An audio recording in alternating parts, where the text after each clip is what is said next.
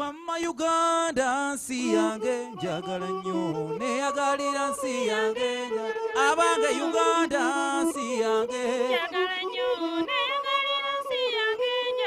abange neyagalira nsi yange mama wamma wulira nnyimba olw'omukwano gwa Uganda abange munnyanukula ennyimba eno neyagalira nsi yange abange munnyanukula enze nkooke njagala nnyo neyagalira nsi yange wamma koona ku ngalo nkulojjere kkula abange wamma koona ku ngalo nkulojjere kkula abange wamma ng'ambe ebiri oluyimba n'engoma neyagalira nsi yange abange ab'amazina mwesoboleyo nnyimbe neyagalira nsi yange abange Uganda nsi yange obanga w'amazina wesoboleyo nnyimba abange ebyobulambuzi biri mu Uganda abange obuwangwa obulungi buli mu Uganda obange Uganda nsi yange neyagalira nsi yange abange neyagalira Uganda yennyini wamma neyagalira nsi yange abange ebyobulambuzi bisanga mu Uganda wamma obuwangwa bulungi buli mu Uganda neyagalira nsi yange kale kyennungi ziri mu Uganda neyagalira nsi yange abange Uganda nsi yange wamma neyagalira nsi yange emmere ennungi ogisanga mu Uganda wamma n'eriva Nile ogisanga mu Uganda neyagalira nsi yange abange Uganda nsi yange neyagalira nsi yange wamma wulira nnyimba olw'omukwano gwa Uganda neyagalira nsi yange wamma obuwangwa obulungi buli mu Uganda nze neyagalira nsi yange wamma ebyobulambuzi biri mu Uganda neyagalira nsi yange abange Uganda nsi yange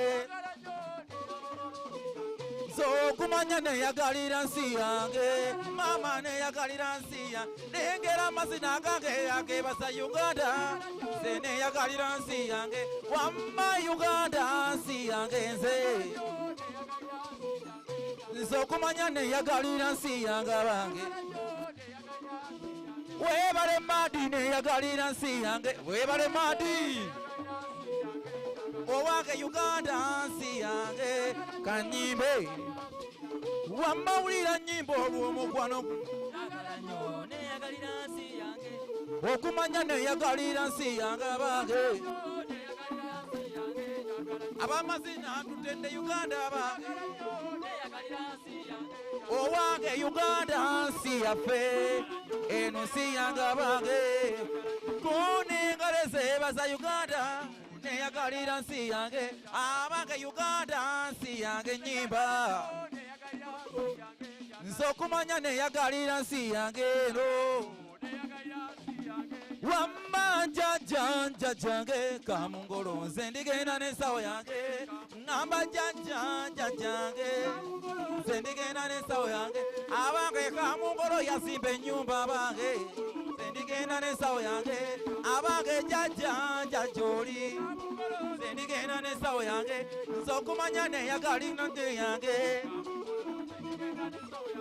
wamma kamungolo yazimba ennyumba ewange nze ndigenda n'ensawo yange wamma nateekamu obumuli munaana obwo nze ndigenda n'ensawo yange abanga akasooka ke kali akange abange jajjange nze ndigenda n'ensawo yange ngamba gwe jajjoli wamma jajjange nze ndigenda n'ensawo yange abange kamungolo yazimba ennyumba abange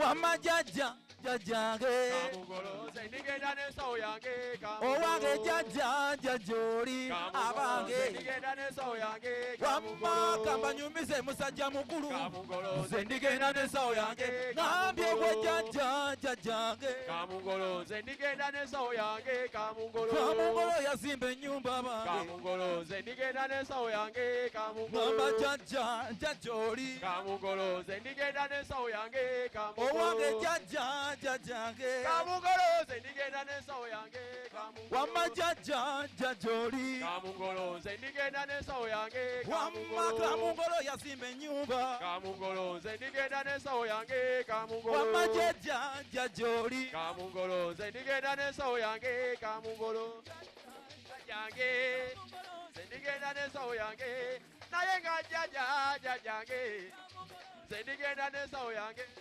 wamma jaja jajange ulira nnyimba wamma ze ndigenda n'ensawo yange ndigenda n'ensawo yange kamugolo endamugo yenzaala abalungi n'ababi omwoyo mulondo gw'oyagala gukulondola endamugo yenzaala abalungi n'ababi omwoyo mulondo gw'oyagala gukulondola abange endamugo yenzaala abalungi n'ababi omwoyo mulondo gw'oyagala era gukulondola endamugo yenzaala abalungi n'ababi omwoyo mulondo gw'oyagala abange n'engoma zirita nezivuga omulembe n'embutu ne muwogola abange enambugo yenzaala abalungi n'ababi omwoyo mulondo gw'oyagala gukulondola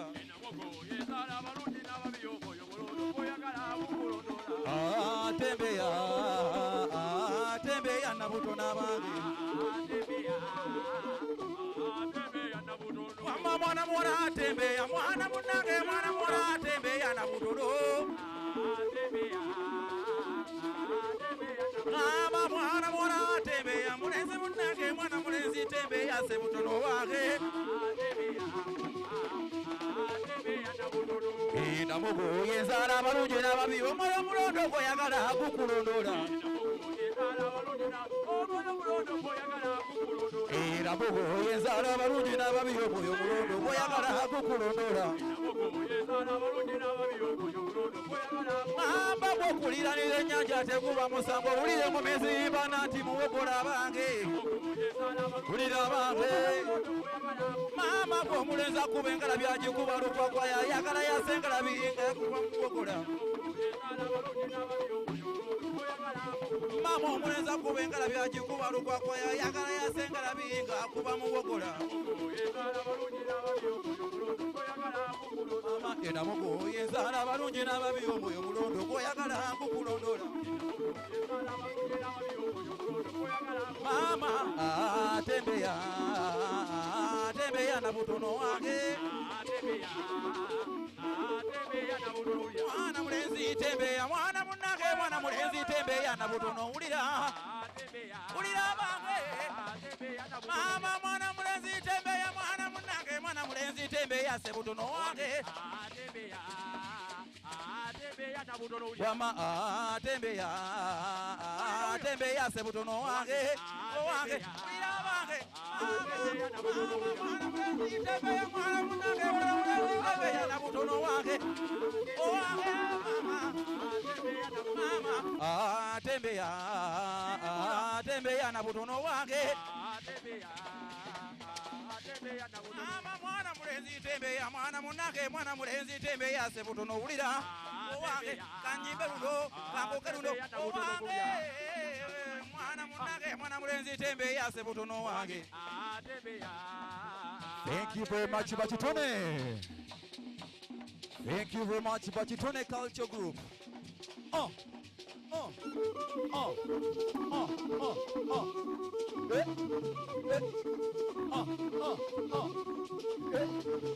Thank you very much, Bachitone. Wow.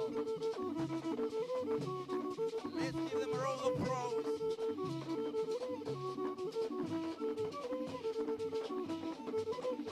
Bachitone Culture Group. Yeah. Mwana mwana tembeya nabutono tembeya ulira bange Mama mwana mulenzi tembeya mwana munange mwana mwana tembeya nabutono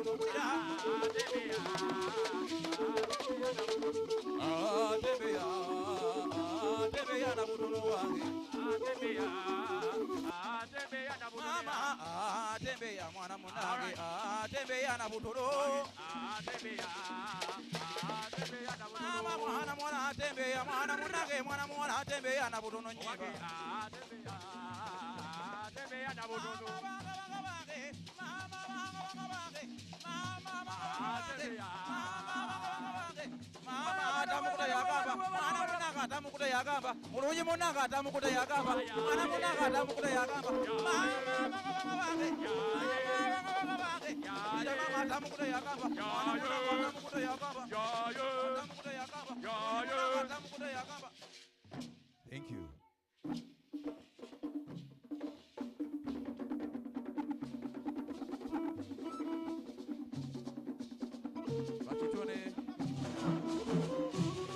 Sharifa. Sharifa.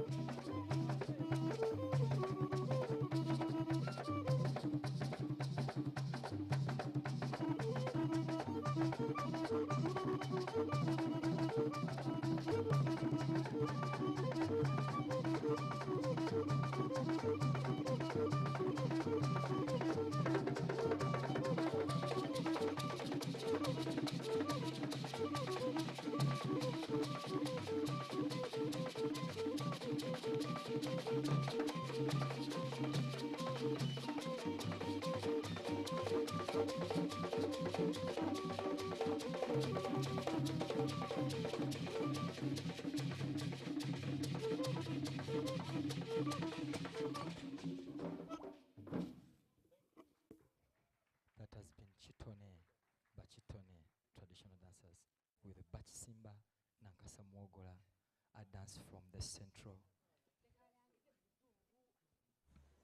Ladies and gentlemen, can we put our hands together for Bachitone? I want to now humbly request that we all be upstanding. May we stand for the anthems. We'll have the Uganda national anthem and the East African anthem.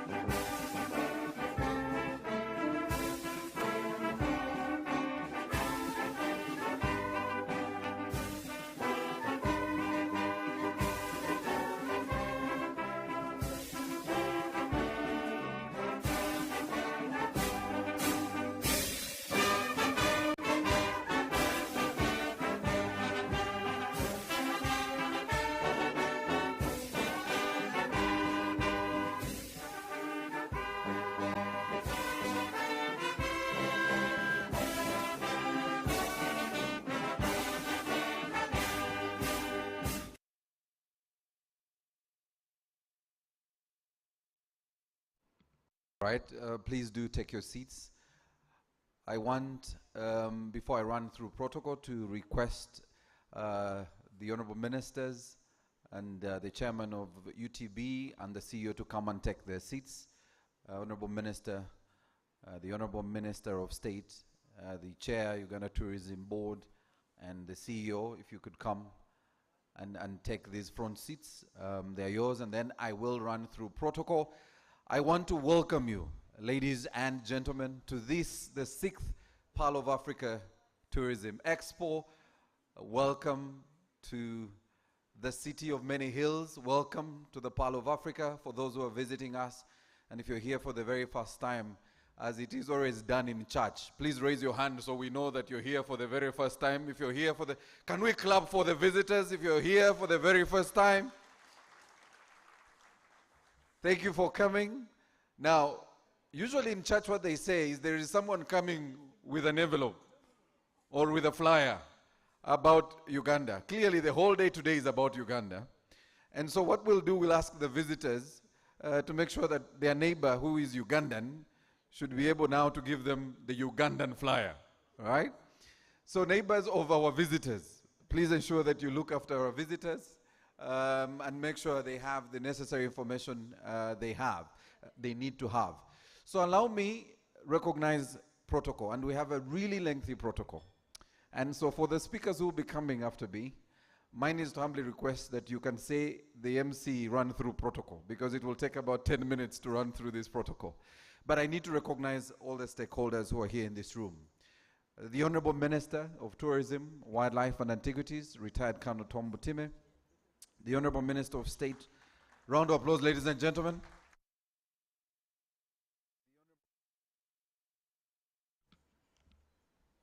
The Honorable Minister of State for Tourism, the Honorable Martin Mugara. Round of applause, ladies and gentlemen. The Permanent Secretary of the Ministry of Tourism, Wildlife and Antiquities. Please stand for recognition. Yes. And PS, I've been told there's a seat for you here. So I am taking instructions. For me, I'm just a conveyor of information. Your Excellencies, the ambassadors who are here, and I want to ask for indulgence here, because if I skip any of you, because the team keeps bringing up the list, and so Your Excellency, the ambassadors who are here, allow me to recognize you in your capacities, and I want to begin with our regional partners, His Excellency, the Ambassador of Tanzania to Uganda, Your Excellency Aziz Mulema, the Excellency of representing Rwanda to Uganda, His Excellency Joseph Rutabana. Thank you very much, Your Excellencies, for coming. We also have the Ambassador of the Republic of Egypt to Uganda. Please stand for recognition. We also have the Honorary Consul of Nepal, who is here and I think was on my list. You know, when I said Nepal, I remembered that he's also our host. So Dr. Sudhil Ruparelia is the Honorary Consul of Nepal. We have Uganda's ambassadors to the region, and I want to begin with our sister from Arusha, Her Excellency Anne Katsime, who sits in Arusha. His Excellency Paul Mukumbia, our Consul General for Mombasa. He's here, he's there, he's at the other side. Thank you very much for joining us. I want to take the pleasure of also recognizing our key stakeholders, and represented here is the chairman of the Africa Tourism Board, Mr. Nkube Cuthbert. Please stand for recognition.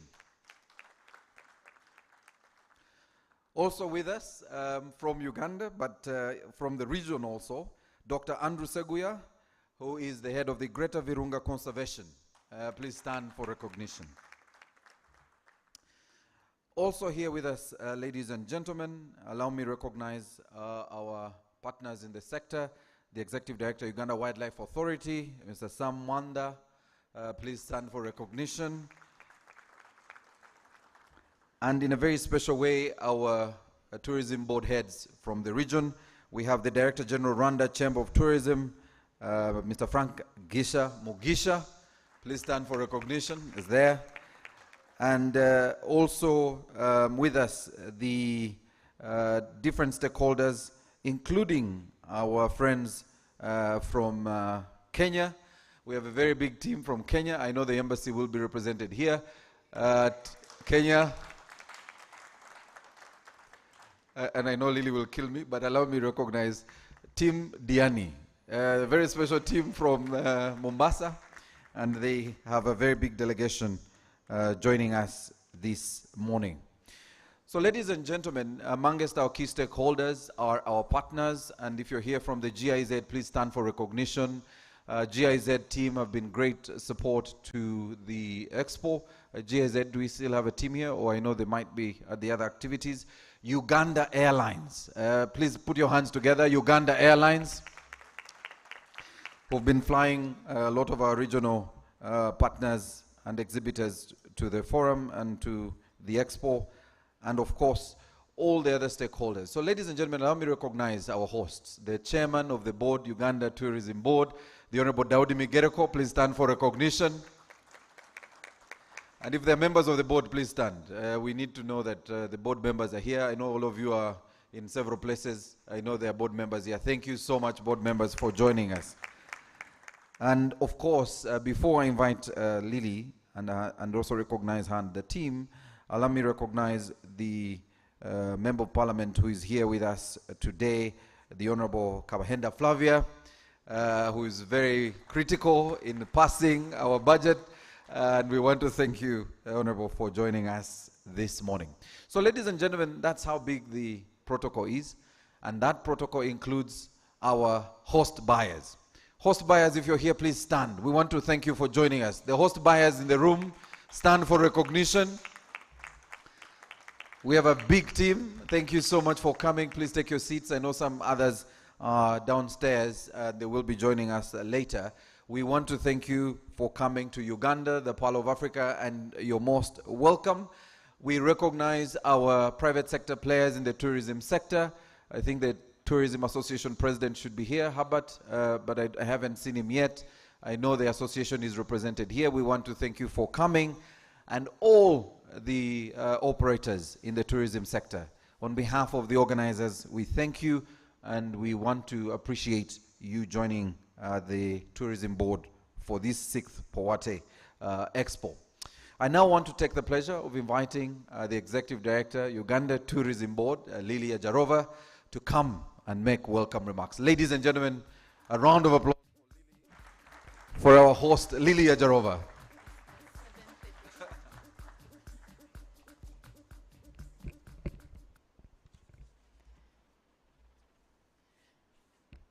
Thank you very much, Maurice. The Minister of Tourism, Wildlife and Antiquities, Honorable Tom Botime. The Minister of State for Tourism, Honorable Martin Mugara. The Permanent Secretary of the Ministry of Tourism, Wildlife and Antiquities, Mrs. Doreen Katusime. The members of the Diplomatic Corps, the Secretary General of East African Community, the developmental partner. I know we have representation from UNDP, GIZ, SEDEP, World Bank, Board of Directors of Uganda Tourism Board, Board of Directors of UWA, of UWEC, of HTTI, the executive directors of the different agencies of the Ministry of Tourism, Wildlife and Antiquities, the media, the experts that we have invited from around the world who will be taking us through the seminar sessions. Ladies and gentlemen, a very warm welcome to you all to the Pearl of Africa, Uganda. Today, we have assembled here at the Commonwealth Resort Munyonyo in the Pearl of Africa, Uganda, to celebrate the country's tourism industry and the future that the sector holds for this beautiful country. For the last few days, the Uganda Tourism Board and the partners have worked tirelessly to ensure that the Expo comes to life despite the hiccups. The Pearl of Africa Tourism Expo, POATE, is a gathering of minds, business persons, and investors, and everyone else in the value chain to ponder on the benefits of tourism, its future, but also to assess our position and readiness as a destination, region, and even the continent. For the last 6 editions of POATE, the Expo has brought immense rewards for the sector through lobbying, government participation, and the convergence of minds in regards to tourism development and promotion in the country. A few years ago, which was 2020, we were joined together in this very same room around the same time, discussing the opportunities available for the sector players in the global marketplace. And about over 2 years, we are back here, and one of the highlights of the last POATE, which was in 2020, the physical one. In 2021, we still had a virtual one, but in 2020, when we had the physical one, the discussion was around infrastructure development and intra-Africa travel. I'm not surprised that post-pandemic, the African region continues to contribute over 70% of all the tourism arrivals to Uganda, and that we have the East African member states under the support of GIZ here with us today to reiterate the need to promote and support each other through interregional trade. I hope that the pipeline projects of brand development, content creation, and product development in the sector. But I want to introduce to all of us a new direction that we should all be taking with the tourism in Uganda and in the region. And this is sustainability and responsible tourism as the next emerging trend for tourism development, more specifically in Uganda. It is time to align all our interventions to this emerging trend. Honorable Minister and distinguished ladies and gentlemen, it's not that this is a new idea. It's not at all. It is just to draw our attention to the tourism practice and management that minimizes the negative social, economic, and environmental impacts that also generate greater economic benefits for people and the host communities. On the other hand, sustainable tourism has been defined by the UN World Tourism Organization, UNWTO, as tourism that takes full account of its current and future economic, social, and environmental impacts, addressing the needs of visitors, the industry, the environment, and the host communities. For a sector that contributed over 1.5 million jobs in 2019 and accounts for 2 in every 10 jobs, over 60% employment of women, the way of doing things could be much more streamlined to sustainable tourism. Over the next few months, Uganda Tourism Board, under the leadership of the Ministry of Tourism, Wildlife and Antiquities, and the key sector players in Uganda, will align to the practices that enshrine the 2 facets in the service delivery, product development, tourism investments, and promotion of Uganda's tourism industry. We will promote the use of recyclable materials, reduction of waste, but also promote conservation of environment while respecting the host communities. Our sector players will be trained, and we already started with this training. We have our partners. CBI is here. They already a month ago trained over 50 of the tour operators in Uganda. And we will continue with the training to improve on the standard of the destination with certification as well to ensure compliance and global recognition. Cycling back to Powate, I'm happy to note that the event has grown in leaps. This year, we are delighted to welcome over 150 exhibitors, including tourism boards and associations from the regions, to interact with our local suppliers for the benefit of tourism. While the World Tourism and Travel Council projects that the global tourism sector is at 65% of the pre-COVID pandemic arrival, full recovery of the sector is expected in 2023 and beyond. Therefore, this year's Expo, Powate, the 7th edition, will not point to our recovery, but also highlight our readiness to host the tourism community once again.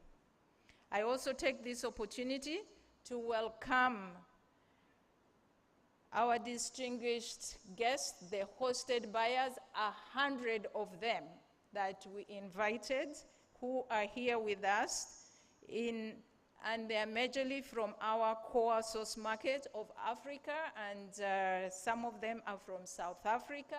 Any from South Africa? Thank you. From Kenya, Tanzania, Rwanda, Nigeria, Ethiopia, and Egypt. And out of Africa, we have from the German-speaking countries, Germany, Austria, and Switzerland, United Kingdom, United States of America. We have some from Italy and Spain. They are here to explore Uganda, the Pearl of Africa, and for them to include our destination in their African itineraries in the next few months.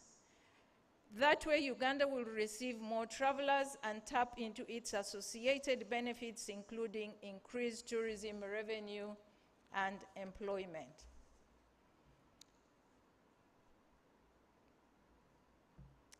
This event will not be a success without the support of our ministers, the two ministers, our ministers who are with us today, Honorable Tom Butime, Honorable Martin Mugara, the board of directors of UTB, the technical staff from the Ministry of Tourism, Wildlife and Antiquities, the sponsors. We have had many partners who came on board to sponsor. GIZ sponsored all the tourism boards from the region who are participating. UNDP, we had the World Bank through the SEDE project. We had Uganda Airlines, Uganda Communication Commission, and various MDAs, the ministries, departments, and agencies of government of Uganda, and some of the private sector who supported us to transport and give an excellent service to our hosted buyers who already did the pre-Expo, but the rest will be doing the post-Expo tour around the country. Powate has now grown to become a signature event for Uganda's tourism, and not just an East African or African Tourism Board event, but a global event that will shine a light on Uganda's tourism sector. Yes, there were a few challenges, but that will not deter us from aiming for greater heights. Honorable Minister and distinguished guests, allow me at this point just to ask my team members from Uganda Tourism Board, if you're a staff of Uganda Tourism Board, could you please stand up for recognition? I know that most of them are still out there helping, but there are a few of them in the house.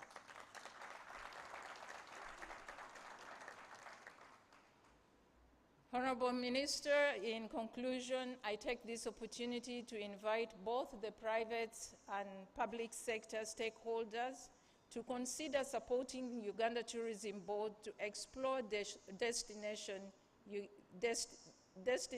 Uganda through Powate. I hope that all the agencies and corporations whose functions intertwines with Uganda Tourism Board allocate sufficient budgets to support the activities of Powate 2024. Honorable Minister, as we finish with the Powate 2023, we'll start the plan for Powate 2024. So I call upon all the partners to already join hands with us. With these few remarks, I welcome you, colleagues, to enjoy Powate 2023 and explore Uganda, the Pearl of Africa. I say all this for God and my country.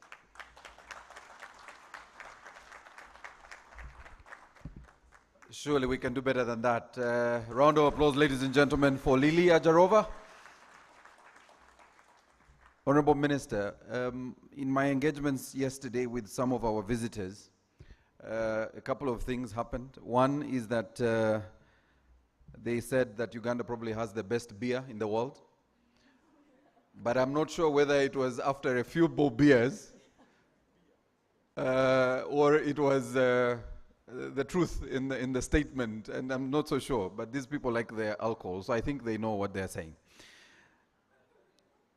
I know they know themselves. The second thing they said, Honorable Minister, is that they probably have never found a country that has the warmest reception anywhere in the world as it is here in Uganda. And this I want to say to Dr. Sudhil, I really want to thank your team, because one of them told me they had the best experience with your reception at the hotel. When they asked if they could get a taxi into the city, they asked, are you sure you want to experience Uganda using a taxi? And they suggested a boda boda. And this gentleman says he will never be the same after his experience on the boda boda. So I really want to thank you, but in all honesty, they are really grateful for the reception of the hotel because they are staying here, and they want to thank you for a great hotel that you have and the facility that you have here. Ladies and gentlemen, allow me to recognize the resident representative of the UNDP in Uganda, Ms. Elsie Atafa. Please stand for recognition, Elsie. She's a key stakeholder and has continuously supported UTB in promoting both the country as a destination for tourism, but also domestic tourism to encourage as many Ugandans to see this very beautiful country. May I also recognize, representing the Secretariat, the East Africa Secretariat, Secretary General, the Director at the ESC, Jean-Baptiste Havjimana. Please stand for recognition. And the Honourable Members of Parliament, Honourable Kello Geoffrey Charles from Noya East, and the Honourable Bijira Nora, who are here representing Parliament, joining their colleague Honourable Flavia, because they continuously support the sector. I want to recognize our other stakeholder, the Honourable Boni Katumba, Chairman, Uganda Wildlife Education Center. Boni, please stand for recognition. And please, if you don't have a lot of time, I know some of you are staying a bit longer, you will see some of our parks. If you can't go to the parks, please make your way to the Wildlife Education Center, which is right on your way to the airport. So if you could go an hour earlier than your check-in time, and then be able to visit the education center here in Entebbe. All right. May I take the pleasure now to invite the Honorable Daudi Migereko, Chairman of the Uganda Tourism Board, to come and make his remarks.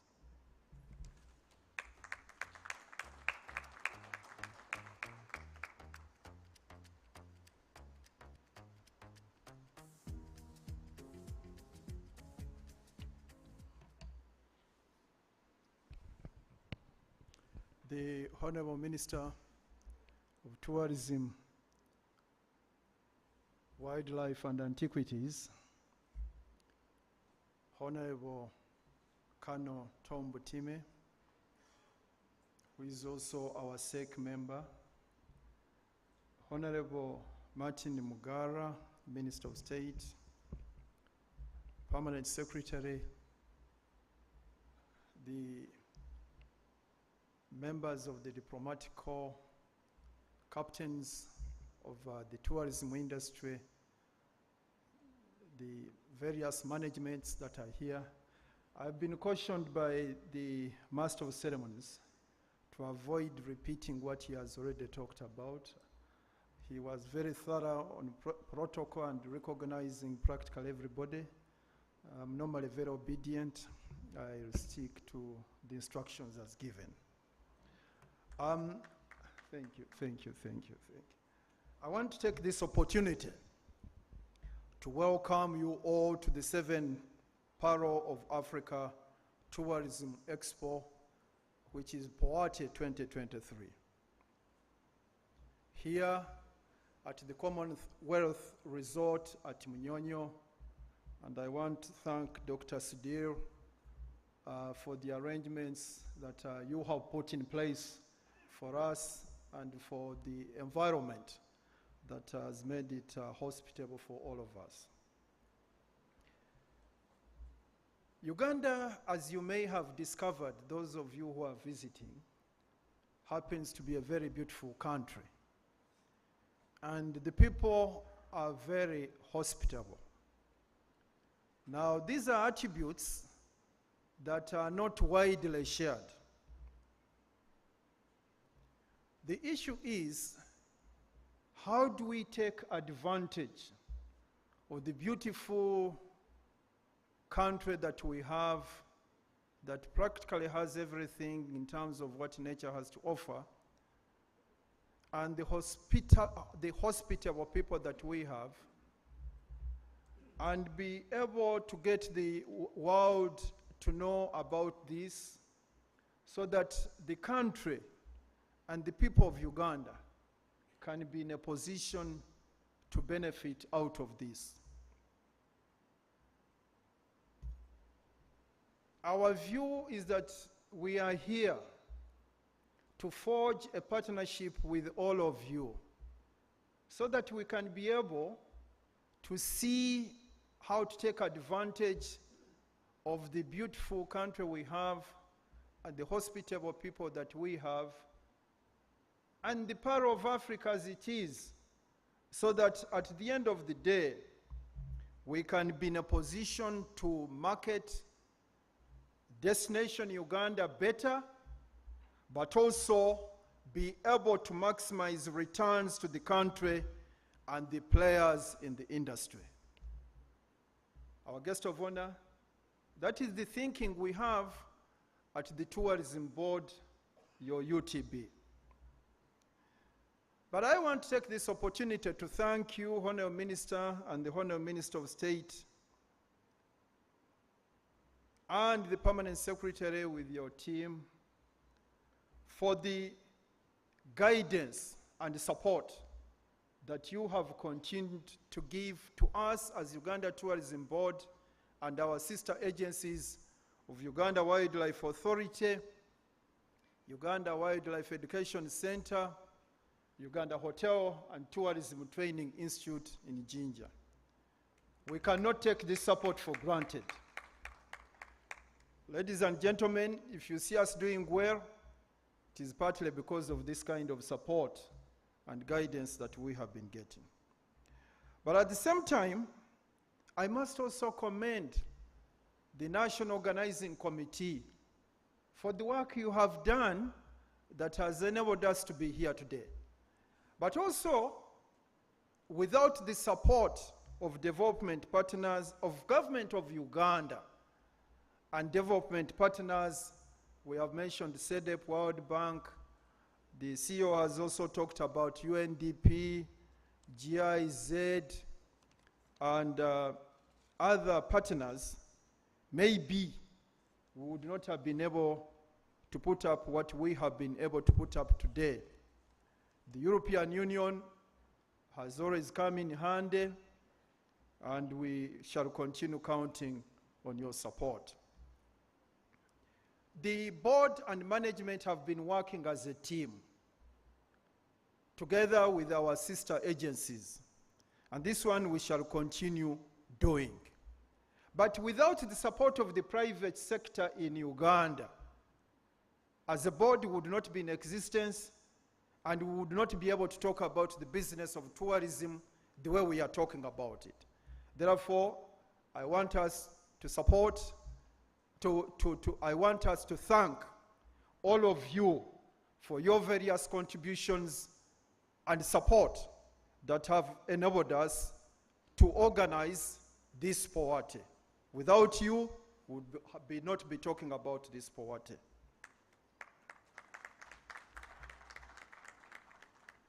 For the last few years, Uganda's tourism has been playing a preponderant role in sustaining our economy and sustaining the transformation program of the country. Today, and before COVID-19, tourism was the leading foreign exchange earner. So when we gather in a meeting like this one, with the critical stakeholders in the sector, everybody out there in the country knows we are discussing serious business. Because it is on tourism that we depend. So please, if you've been having reservations about the kind of partnership you want to go away with, please have a second review about this and make sure that you come up with a serious program, because the expectations are extremely high. Uganda has been highly rated as a destination. It is considered from world research to be amongst the first 10 in terms of being attractive as a destination for the period 2020 to 2026. But for us to be able to live up to this, we must work, and we must work harder to market our country and to do all that what it takes to attract tourists to Uganda. The Powata that we are hosting today is one of those events that can help us to ensure that we live up to what has been stated in various documents, but also to live up to the expectations of our people. As we recover to the pre-COVID-19 levels and continue to improve our competitiveness as a destination, our government, the NRM government, has guided that we focus on 4 priority intervention areas and immediately start working on them in line with the available resources. And these are: 1, sites and products improvement and development; 2, tourism infrastructure improvement and development, including tourism roads and air transport connectivity; C, putting in place requisite IC/IT capacity to ensure that there is instant experience sharing and to promote MICE tourism in the country; D, supporting a regional approach to tourism by marketing East Africa as a single tourism destination. The team from Kenya, you were here recently. And I want to thank you for sustaining the interest in our country, because there are things that you are extremely good at, and there are things that Uganda is extremely good at. I've been sharing experiences with the experts in the industry, and they are saying that if we put together what each of the East African states has to offer as its best, and we market this jointly, we are bound to register greater dividends, and we shall all be happy and go away smiling. I can see the Kenyan team has been smiling, and you will continue smiling. The Kenyans are better at doing business, and we are looking forward to doing business with you, and you give us the lead in how to make money much faster than some of us have been doing. We are certain that our success in accomplishing these interventions will make it easy for our international and regional travel trade partners to market destination Uganda and enhance the performance of our tourism sector. Fortunately, the leadership of our country is committed to pushing these interventions so that they can be implemented in a timely manner. We welcome all of you, hosted buyers and exhibitors from the different parts of the world, East Africa and Uganda, to form strong partnerships with UTB and our private sector to market destination Uganda. The presence of Mr. Kuthabat Nkube, I think he's seated somewhere, the chairman of African Tourism Board, and the representatives of the tourism boards from all the neighboring countries, gives our drive a big boost, which we must take advantage of. The new knowledge and approaches to be acquired at the seminars which are going to be conducted here, plus the B2B meetings, should readily facilitate what we are all expecting, i.e. a breakthrough into even bigger source markets and getting more tourists coming to Uganda, plus the associated benefits. Allow me to wish you productive engagements and to hope that you'll be able to enjoy your stay in Uganda as you explore the pearl of Africa. I say all this for God and my country, but Chief Guest, allow me to register apologies. We had excessive rains in the last few days, and they affected our program. It's rare that anybody can apologize for excessive rains, particularly for those who come from relatively dry countries, but we have had excessive rains, and they have interrupted our program. You will bear with us. Next time when you come back, we shall be in a position to do better in terms of taming nature. I thank you.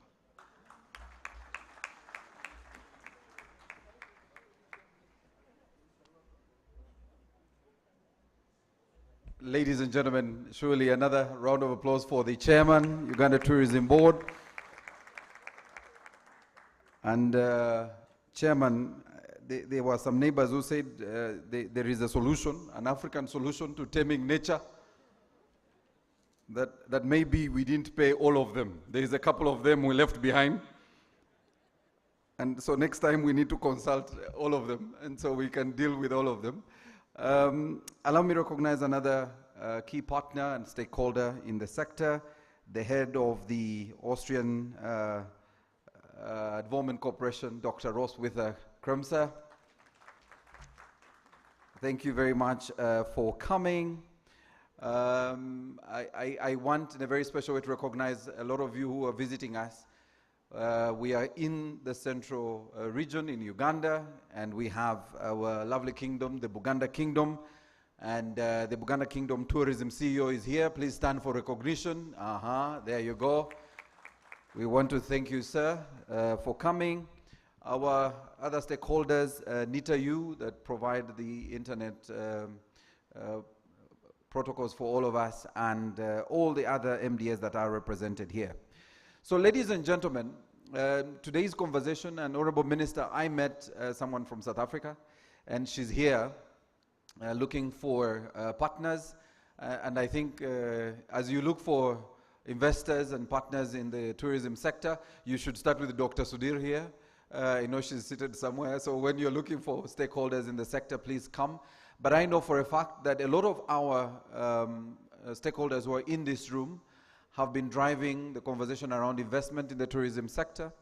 A lot of the conversations you will hear through the entire Expo period will be around the opportunities of investment in tourism here in this country, opportunities for partnerships, and of course the conversation around sustainability. And that's what you'll probably hear a lot even in our meetings and side meetings that will be happening starting this afternoon with the MICE meeting that will happen downstairs. I will give the details to those meetings and where they will be happening very shortly.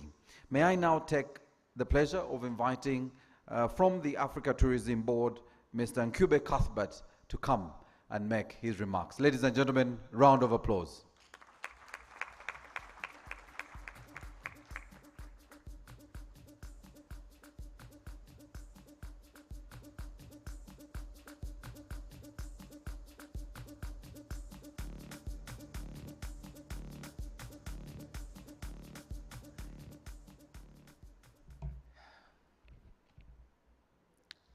Thank you, Program Director.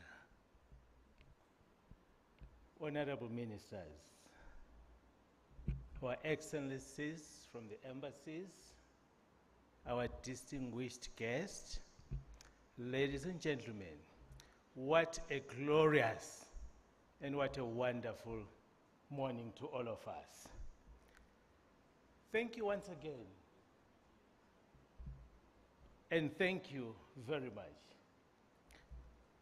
As I pause to say how much delighted I am to be here today, accompanied by our brand ambassadors from across the world, as African Tourism Board, to come and be part of this drive,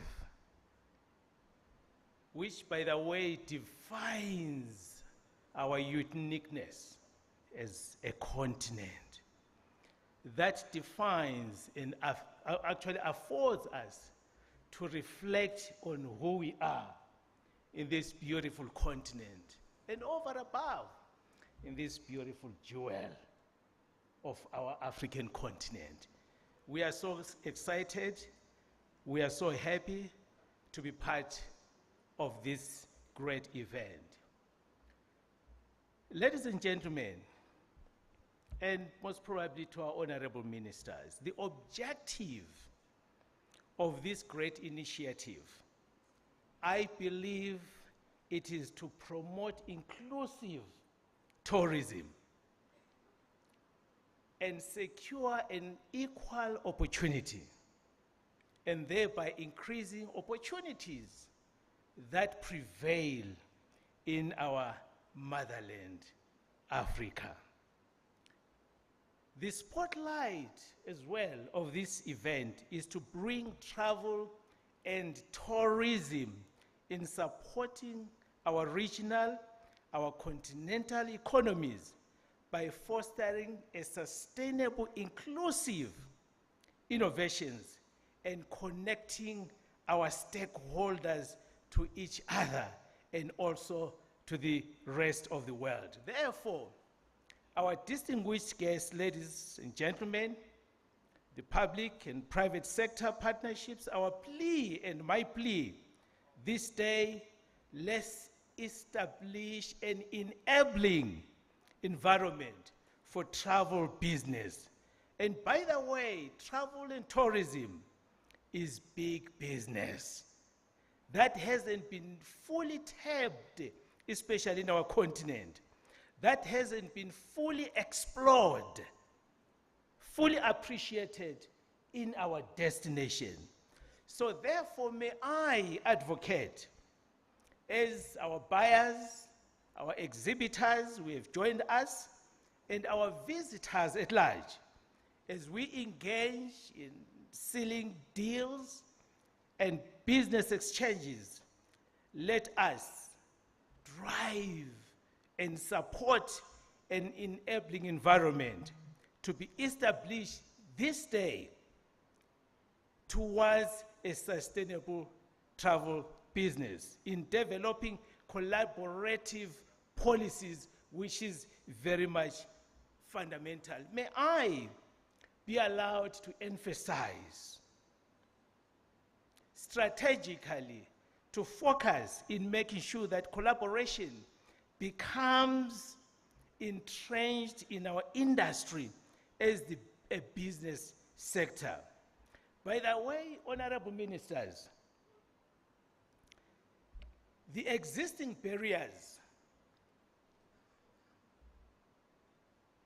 of integration that has limited us, the vast opportunities as a continent that could actually be enjoyed when fully appreciated, and also enjoyed when we work together as member states, as we work together as tourism boards, as we work together collaboratively and synergizing as public sector partners, our entities, travel agencies, tour operators, and all players that feed or part of the mainstream of our value chain within the tourism sector.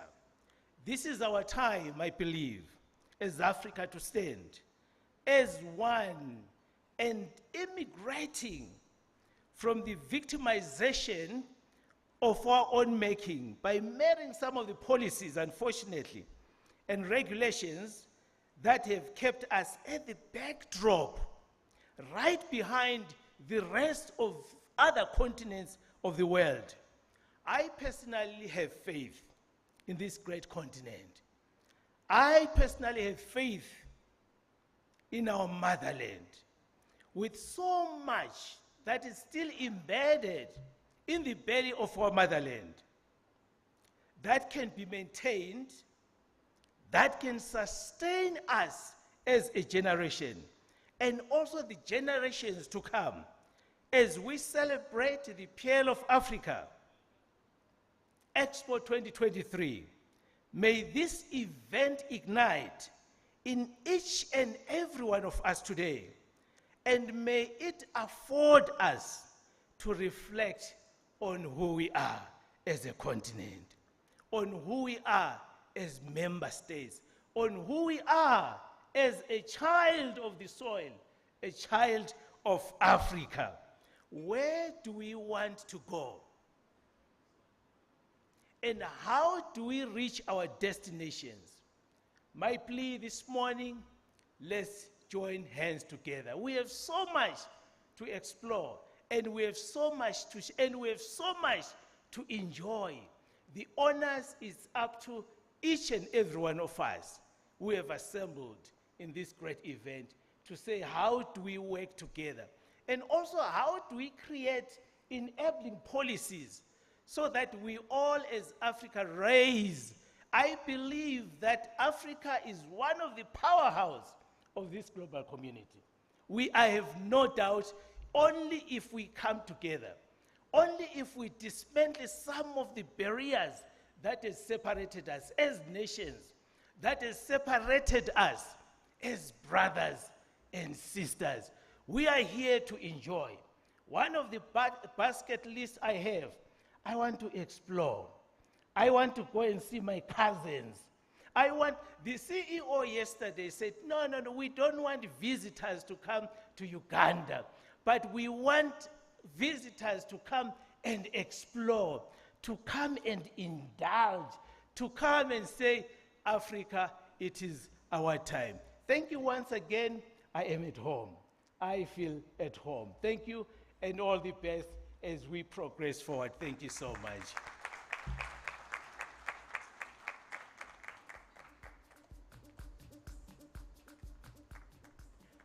Ladies and gentlemen, another round of applause for our president of the Africa Tourism Board.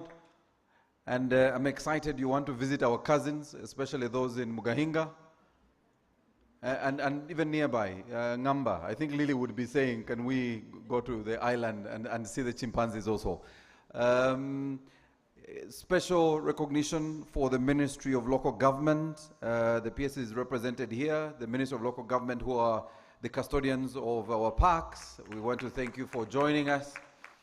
As we move to invite the private sector, I wanted the President Uganda Tourism Association to get closer, Herbert.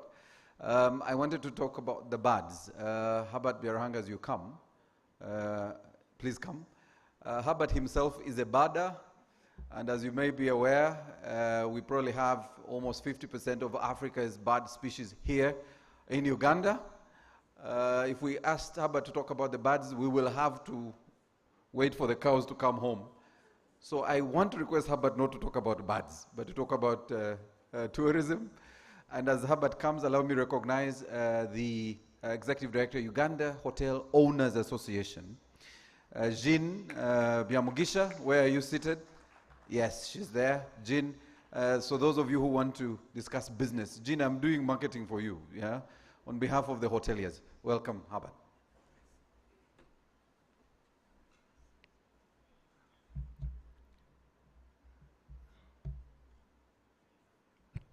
Thank you very much, Morris. Honorable Minister of Tourism, Wildlife and Antiquities, the Permanent Secretary, Minister of Tourism, Wildlife and Antiquities, and other government permanent secretaries who are well represented here, the leaders of the East African Tourism Platform who are today present, the leaders of the associations under Uganda Tourism Association, you are all here, exhibitors and hosted buyers present today, the cultural institutions I've seen here, media fraternity, thank you for the good job. Ladies and gentlemen, you are all welcome to the Pearl of Africa, the land gifted by nature. I want to first thank the Honorable Minister for organizing such a beautiful event to showcase Uganda as it is gifted by nature.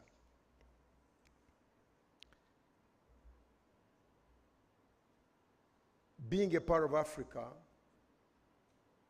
as a statement is not enough. But I'm sure that some of you who have been able to go for the farm trip that was organized by Uganda Tourism Board, you have a story to tell how we are actually a true pearl of Africa. It also means that all the ecotone zones of Africa meet in Uganda. We have a portion of every ecotone zone of Africa meeting in Uganda. So the person who said this is truly the part of Africa had actually seen the truth. But you can only see this if you travel around. And that's what it is. Uganda Tourism Association is the apex body of the tourism associations in the country. It brings together 9 national level associations, Association of Uganda Tour Operators, Tourist Guides, Hoteliers, Travel Agents, Crafts, Community, and others. And all these come with a lot of experience for delivering quality services. How do we do this? To give confidence to the buyers who are here today and others, the private sector associations work closely with government through the ministry and its agencies to ensure that we respect the law of Uganda, Uganda Tourism Act. So all the members of those associations I've talked about work together to make sure that everybody who comes to this country everybody who travels around the country is given the service that has value for money through the observation of the law. We also make sure that, in fact, in the last few years, every service provider must have a license. This gives confidence. I've been meeting many questions wherever I travel, that how can I get the best service provider in Uganda? So I'm giving you confidence that the strong ties we have with government, we do not allow people to come and do business in this country without observing the law. We even have a tourism security committee which makes sure that wrong elements who may appear any other time are dealt with according to the law. We also work together. You know, we were hit by COVID seriously, and I think everybody was hit, and we lost many people who left the industry. But we are now working together to make sure that we build capacity at all levels of service provision. We have so far, in the last 3 months, licensed 500 tourist guides. Many hotels, I don't have the number right now, but I remember over 400 were given licenses. Two operators, I think up to 450, have already been given their licenses, and others, to make sure that we track who is offering a service. So, Powate, Pearl of Africa, Tourism Expo, brings us together to realize the opportunities that are given in this country. I have had a chance of talking to many investors who have come here. When they come, they don't go back. Even the people who come as tourists on bicycles, they don't want to go back. Why? The environment is good. Many years ago, this was a bush, a very huge bush here. But I must thank my friend Sudhir. I think he was somewhere. Yeah, very good. Thank you very much for changing this area. This area was once a bush, but because of the good environment that the government has offered for investment, you can walk around here. You may not even, I've just spent like 30 minutes driving around to find a parking. What does that mean? That we are serious in doing business. I want to call upon all the potential investors and the hosted brothers who have come today. Please go back home and tell others that Uganda is still virgin for investment. I want to thank the Diane community. The Diane community, thank you very much for the great service you gave us when we came to visit you, but also last night you gave us a fantastic cocktail. I was in the bush somewhere in the forest, like Moses said, I was watching birds, and I'd forgotten. They called me that, "Where are you, man?" So I drove like crazy man. I said, "Oh, I'm supposed to be somewhere." I came in with all the birding gear, but they didn't mind about that. They made sure I got the best time, like we did in Diane. Diane is one of our destinations for weddings, and every Ugandan, they were told last night that every month they see Ugandans going to Diane. But we have also told them, let's get all the Kenyans come here for honeymoon.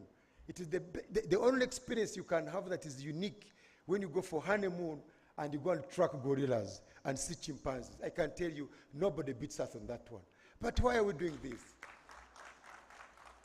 Our ambassador at Mombasa region took us last year. We had a fantastic time in Kenya, and we have started doing complementation, building itineraries together so that you can stay in Kenya and end up in Uganda. And this should go to other countries. Now that you are here, let us have this conversation going forward and make sure that we sell Africa together. When we sell Africa together, we get money together. We share. And when we share, we all become rich. Our colleagues in Europe who have come, look at this country. It is full of amazing opportunities. Don't go back home and rest.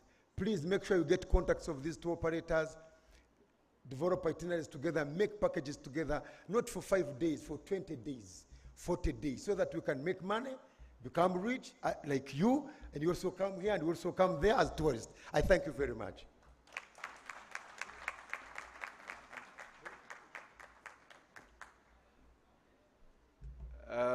Herbert, thank you so much. Ladies and gentlemen, round of applause for our President, Uganda Tourism Association. Just a quick note, as I invite Bachitone to entertain us for a very short, brief interval. Allow me recognize our lovely sister, the South African ambassador to Uganda. Please stand for recognition. I'm just making sure. Yes. Your Excellency, I apologize. I won't mention the name. I might bite my tongue. So I'll stay away from the name. But we like to call her Lulu. Your Excellency Lulu, thank you so much for joining us. So Uganda in January, and especially for our host buyers who are here, Uganda in January will host the Non-Aligned Movement Conference, Summit, and the expansion you're seeing Dr. Sudhil doing here is because we are putting together one of the biggest conference facilities here at the Speak Resort Munyonyo. And we will be hosting over 3,000 guests into Uganda in January. But also alongside NAM will be the G77 Summit. And so we will have, and Lily is very excited because she has up to about 10,000 people she expects in January next year. But that, she says that is for the next financial year, but she still needs numbers for this financial year. And her PS keeps putting her on pressure to increase the traffic into Uganda. So host buyers, feel free. You could go and have your meeting downstairs as we have this entertainment. If you want to stay with us, please stay with us for the rest of the opening ceremony. I want to invite Bachitone Dance Troupe to entertain us.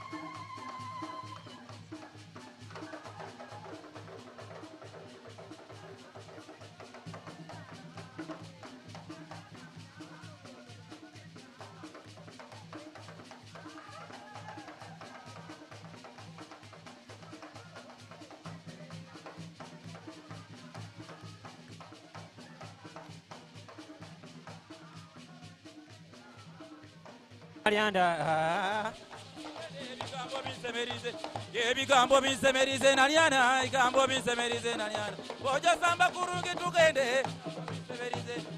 Boja munyanu kuremba tebeise, binsemerize naliana. Bojo be kurenja, binsemerize naliana. Bojo be mbikorenja. Bojo be mbikorenja.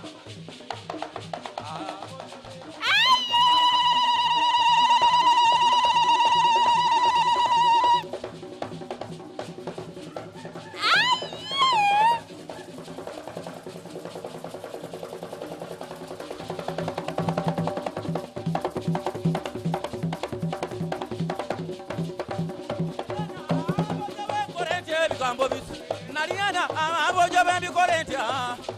Naliana, samba samba tugende. Bojo bembi korentia.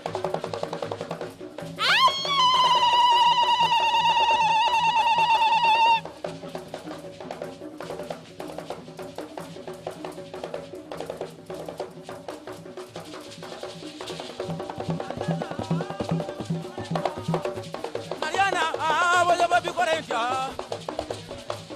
Bojo bembi korentia. Bojo bembi korentia. Bigambo bisaberize naliana. Naliana. Naliana. Bojo bembi korentia. Bojo bembi korentia.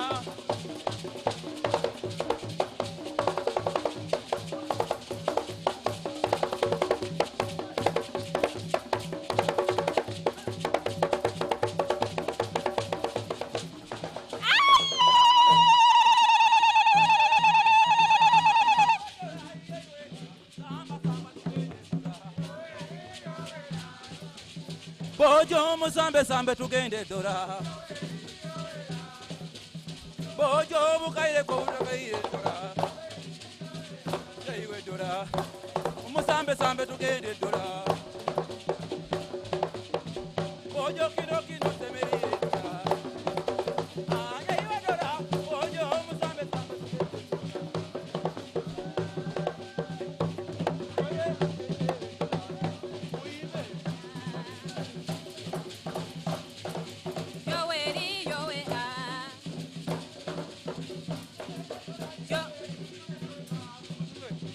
bojo musambe sambe tugende dora bojo bukaire ko butakaire musambe sambe tugende dora jaiwe dora bojo mukakino teire dora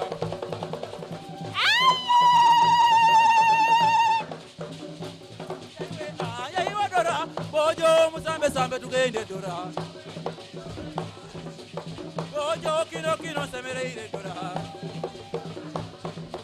bojo musambe sambe tugende dora yewe dora bojo musambe sambe tugende dora yewe dora bojo kino kino semereire dora yewe dora bojo musambe sambe tugende bojo musambe sambe tugende bojo kino kino semereire dora yewe dora musambe sambe tugende dora bojo musambe sambe tugende dora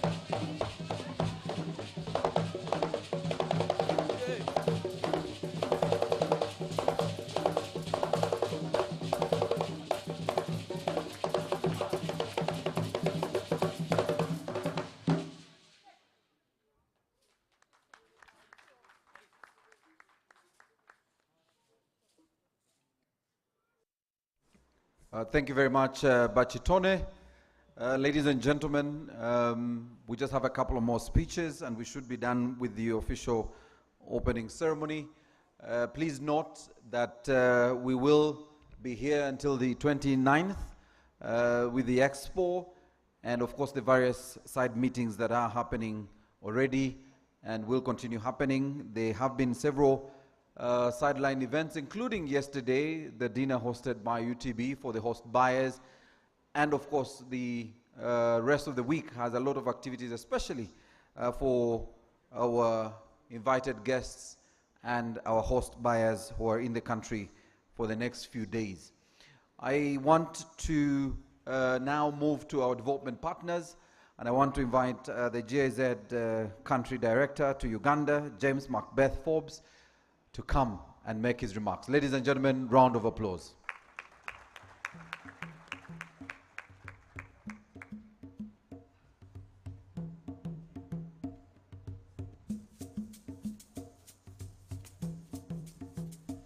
Good morning. I apologize it took me some time to get here. No, with a crutch over here. Good morning. Honourable Ministers, the PS who's here, my colleagues from the development agencies, the diplomatic colleagues which we have here, and the director of the EAC who is here with us, and all friends and gentlemen and ladies. It's wonderful to be here. And I hope that all protocol is observed. You can always get it wrong, of course, you know, not mentioning someone, but I mean not to mention people, but I have to also get through my speech. So my name is James Macbeth. I'm the country director of GIZ here in Uganda. I also speak on behalf of our colleagues who are in Arusha in East Africa. No, Tanzania, which Arusha and East Africa, of course, the same. I have been here for about 3 years, but the secret about me is I started my GIZ career about 20 years ago here in Uganda. So it's my 20th anniversary, and I'm also a tourist myself, you know, with my children, and I have seen the tourist sector in this country, also these premises, develop over the years, and I've seen how much it developed. I've also seen the setbacks, you know, which had been in between. So I'm really happy to be A, in Uganda for the second time, and B, to see all the developments which you have achieved, and where GIZ hopes to help you a wee bit in moving forward, of course. And 20 years ago, we did a lot of work in the Murchison Falls Park, you know, with the rangers and the park, and I have very fond memories of this, which I will not bore you with, okay? But thank you very much for letting me speak on behalf of GIZ. What is GIZ? Unfortunately, we're not a tour operator. We're just a development agency of the German government. And we're celebrating our silver jubilee, actually, with the East African community. This is why I think my colleagues have asked a silver-haired gentleman to do the speech. 25 years of cooperation in East Africa, and I think it has been a good time.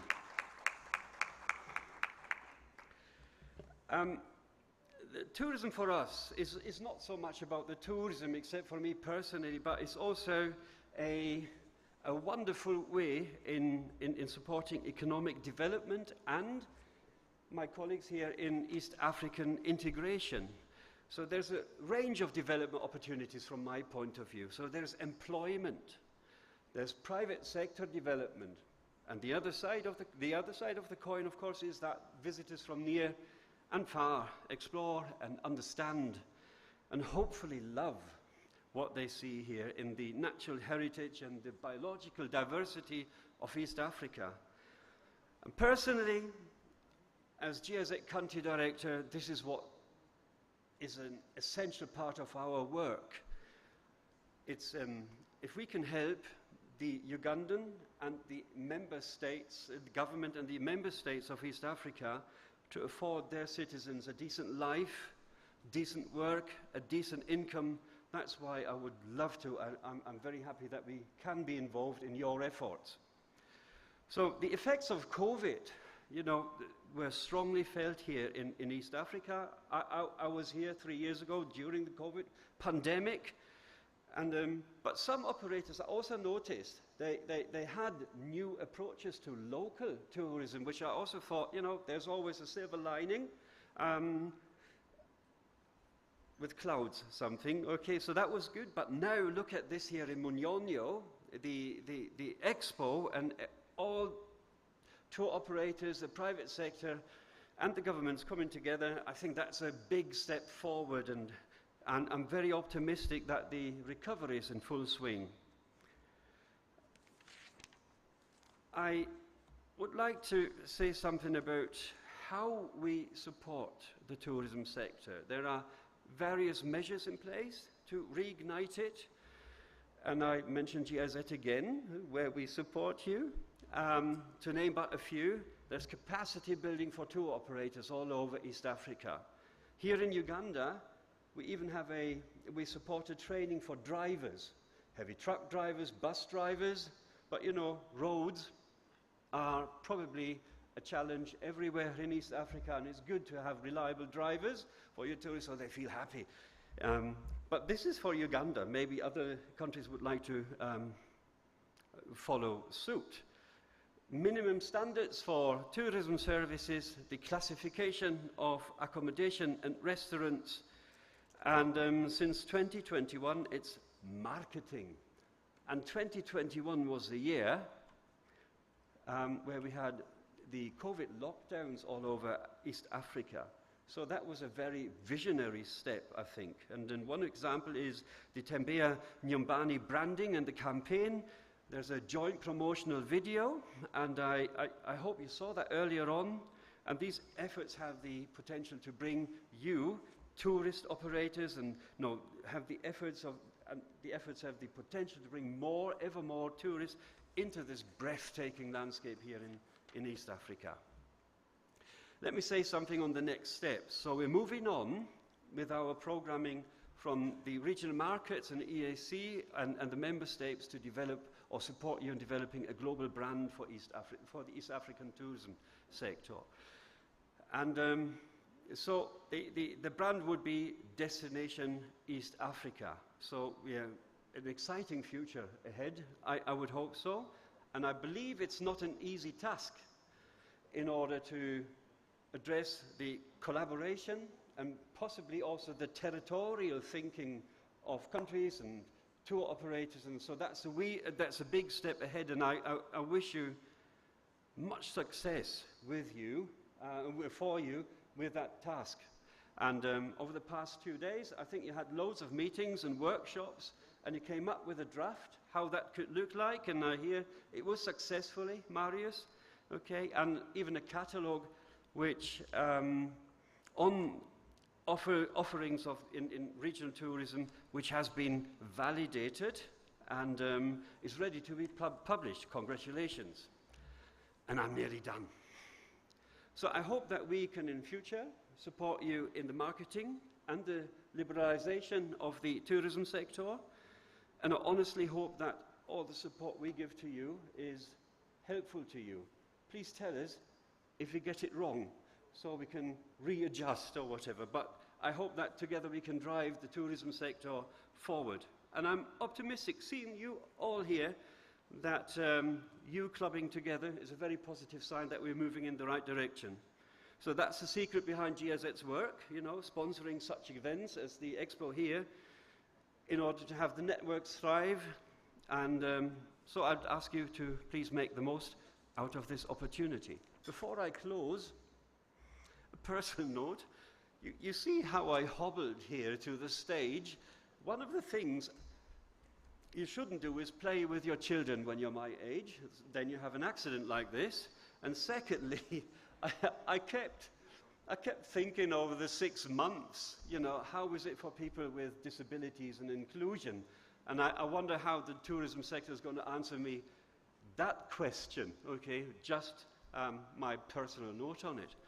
Otherwise, ladies and gentlemen, honorable ministers, I wish you so much success for the next few days and that you actually, when you leave Uganda and these premises, that you felt like it's a push forward, and it would make me very happy if we could have been a wee part of that. And I'm done. Thank you very much.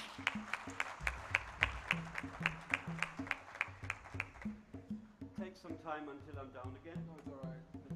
Thank you. Ladies and gentlemen, another round of applause for GIZ. As the CEO mentioned, GIZ supported the invitation of the regional heads of the tourism boards, and they are facilitating them to be with us for this entire period, and we want to thank the GIZ for that support. I also want to recognize a very special guest here. She's the only one wearing a crown here, Miss Tourism 2022. Please stand for recognition. We, of course, in partnership with the Ministry of Tourism and the stakeholders under Miss Tourism, this initiative is to, of course, promote tourism in this country, specifically support the domestic tourism campaign. And she has been touring the country alongside one of the ministers, the Honorable Mugara. They just returned from Western Uganda with the Western Uganda route of the campaign under the Ministry of Tourism. I think it was, the hashtag was Explore West. And we want to thank the team at the ministry for a job well done. I want to now take the pleasure, Honorable Minister, of inviting somebody who really loves this country. And I know that because every single day she meets any person, it doesn't matter where she is in the world, she's only talking about Uganda, not even Ghana, where she comes from. So ladies and gentlemen, the UNDP resident representative, Ms. Elsie Atafwa.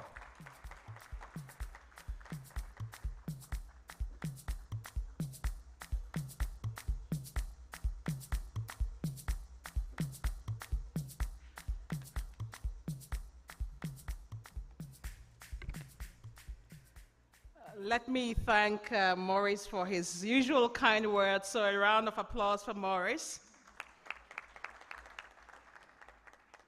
The Minister of Tourism, Wildlife and Antiquities, Honorable Colonel Retired Tom Butime, who is a guest of honor, Honorable Minister of State for Tourism, Wildlife and Antiquities, the Permanent Secretary, Mrs. Doreen Katusime, the Secretary General of the East African Community, Dr. Peter Mathuki. I also wanted to recognize all the ambassadors. I see a few of them here. Ambassador Lulu, the Rwandese ambassador, Tanzania, and many others who are here, and heads of diplomatic missions accredited to Uganda present today. The chairperson of Uganda Tourism Board, Honorable Daudi Migereko, my own sister, CEO of Uganda Tourism Board, Dr. Lily Ajarova, the president of the African Tourism Board, the president of the Uganda Tourism Association. I need to do the bird watching with you, Mr. Herbert. Officials of the government of Uganda, the private sector, the tourism fraternity, the media, distinguished ladies and gentlemen, let me simply say, all protocols observed. I think it's good afternoon now. Are we still morning? Good afternoon to you all. Let's have some energy here. It's Puerte. Good afternoon to you all. So on behalf of the United Nations Development Program, UNDP, and by extension our United Nations family, let me say how delighted I am to join you all at the Spell of Africa Tourism Expo Puerte. It sounds like, sounds very well poetic. It sounds like a poem. We should tell the poetic story about tourism. And allow me to extend a vote of thanks to the government of Uganda, led by the Uganda Tourism Board, for organizing the 7th edition of Puerte, and my sincere gratitude to Honorable Tom Butime and the Ministry of Tourism, Wildlife and Antiquities for inviting me and UNDP to be part of the first physical Puerte since the outbreak of the COVID-19 pandemic. Let me say, before I start even reading my speech, arguably Uganda is the most beautiful country on earth, and I'm sure my Ghanaians and Tanzanians and Kenyans and South Africans have their eyes rolling. but let me say, arguably, Africa is the most beautiful continent on earth. That's the most important. But let me try to speak from the heart a bit this morning and perhaps go off a bit the speech that I have. Why this matters and why this matters now, what we are doing today, is not just a simple expo that we are bringing people together. Why is it an imperative for Uganda's development, and why is it an imperative for Africa's development, and why now? And let me say 4 things very quickly why it matters now.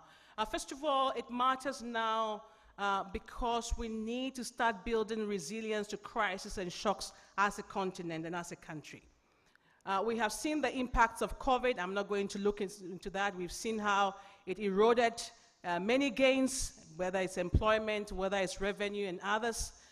We have seen that because of the impact of COVID, the Sustainable Development Goals have been retrogressing. In fact, in our Human Development Report, which we launched as UNDP 2021-2022, we have seen that human development has retrogressed 2 years in a row. And we have seen uncertainties and crises in our times. We have seen the impacts of war. We have seen Ukraine. We have seen food crisis. And what is it telling us? And why we need to begin to look internally to innovate around some of the things that we have been gifted with. As we heard, tourism is one of those. And I think as we reflect on Puerte and moving forward, how do we use tourism and promote domestic tourism, have new products, things that will help us to build resilience to crisis and shocks. And that is very important because we are in an era of uncertainty. The second reason why this matters, and I speak as a development practitioner because development is being defunded. In other words, the days when we had abundant official development assistance where countries were getting money, especially ODA, are almost over. And this is because of a number of things, whether it's the geopolitics of the day, whether it's the interest of the day, whether it's so many things that are happening that is shifting where development financing is going. What am I saying? We must create our own wealth. Uganda must create its wealth. Africa must create its wealth. And tourism is one of those low-hanging fruits. Because if somebody comes here and spends, Mr. Herbert said, 40 days, assuming you take an average even of 10 days, they will buy banana, they'll eat plantains, matoke, they'll go to the restaurant. You're creating revenue, you're creating wealth, you're creating opportunities. And therefore, in an era where development is being defunded, we need to create opportunities, and tourism is one of those that we need to pay attention to. The third reason why this matters, and I know our brother from East African community talked to Mr.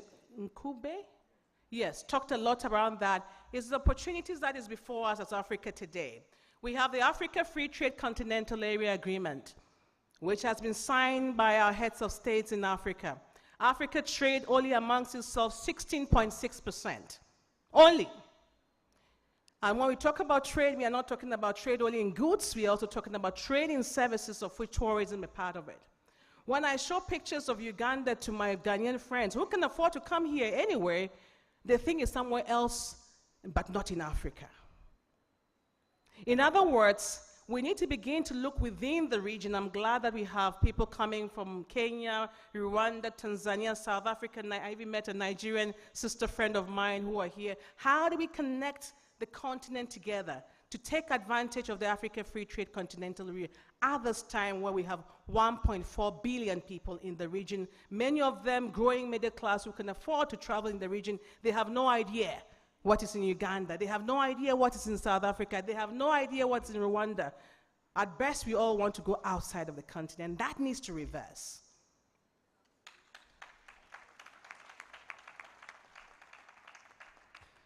And finally, the reason why this matters, and I think my colleague from GIZ alluded to that, the future of development.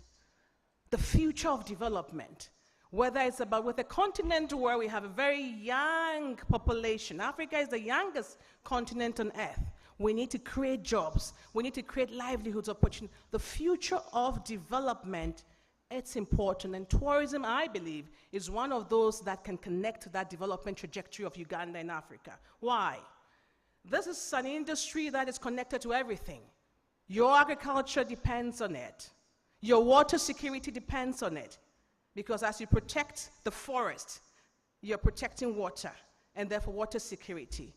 Your agriculture even depends on it because of pollination of the birds and others.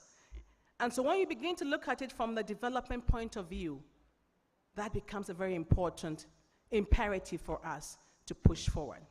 So I just wanted Honorable Butime to try to make a compelling case that we don't just see it as tourism, I just came and I just saw some gorillas.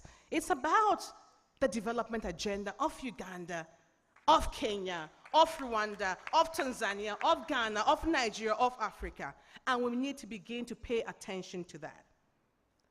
And therefore, as I speak towards that, what can we do? I don't want to dwell too much about what UNDP is doing. What can we do? What can we do to realize this agenda? One of the things that I think is very important is for us to build community ownership and stewardship. When I went to Lake Bunyoni a couple of months ago, it struck me. I was just so fascinated. I'm like, oh my God, this is the most beautiful space I've ever seen. I saw a young lady, and I just was telling her the story about, oh, you live here every day, you must be very happy. She just looked at me straight into the eyes and said, but I want to go to Kampala. I asked her, why do you want to go to Kampala? She said, I will make money. And then I thought to myself, this is a multi-million-dollar view. Did we open her eyes to see? Did we create opportunities that allows her to engage? And therefore, that building that ownership that allows communities to feel a part, the stewardship, empowering, and I know that local governments, I heard we're here, empowering local governments and cultural institutions to optimize this untapped opportunities that is before us becomes very important. The second thing where I think we need to pay attention to is to invest in local and community-driven initiatives. Again, I think Lydia was with you, and we went to this crater lake, and it was very beautiful.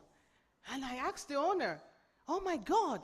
She said, I own everything here, but for the crater lake itself. And I asked him, does the community have equity in this? She just said, no, but I think she felt quite uncomfortable about the conversation and just left. And so I was telling myself, how do we begin to, and whilst externally driven initiatives are good, How do we co-create with local actors to develop tourism products and services? And whether it's cottage industries, homestays, jewelry, whatever it is, that the person could have said, instead of selling the land and maybe buying a border and coming to Kampala, would have said, I want a 30% equity share in this. And if it's a $600, I was told, remember, she had brought the price down, $600 room, and they even have 10% of it per day, that's $60. So how do we invest in local and community-driven initiatives? It is very important if we want to create wealth and develop our people. The third thing, very quickly, is, and I know Honorable Migereko talked about it a bit, the infrastructure. We need to take it very seriously. I was very surprised when I heard that people now need to fly through Rwanda to be able to come back to Uganda to be able to watch the gorillas because the roads are not good enough for them. And so how do we then take this business more seriously, build private-public partnership in a more strategic way, in a way that we can invest in the infrastructure that will bring in and crowd in the resources, the funding, the jobs that we are looking for. And two things very quickly is for us also to begin to preserve and share traditional knowledge and culture. And I think that's a space that we need to look into. We have begun doing some of it with the ministry and UTB, development of cultural tourism products and services based on Uganda's diversity in film, music, dance, festivals, sports, and many things. And finally, we need to make sure that we adopt innovative and green-led tourism models and policies. This becomes very important, again, when it comes back to the resilience question that I talked about.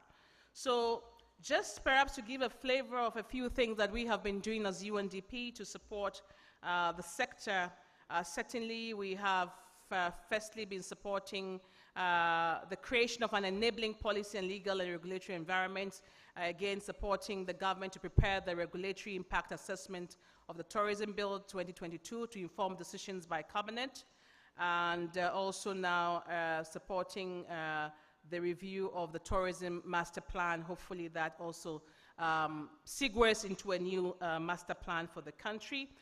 The other thing that we also been doing is to try to create partnership with the private sector, especially the youth, and through our Youth for Business and Innovation Facility and other tourism sort of initiatives, we have tried to provide grants to a number of young people. And it's quite interesting what they are doing. One of them, Tubayo, it's a Uganda company that operates an online marketplace showing Uganda online.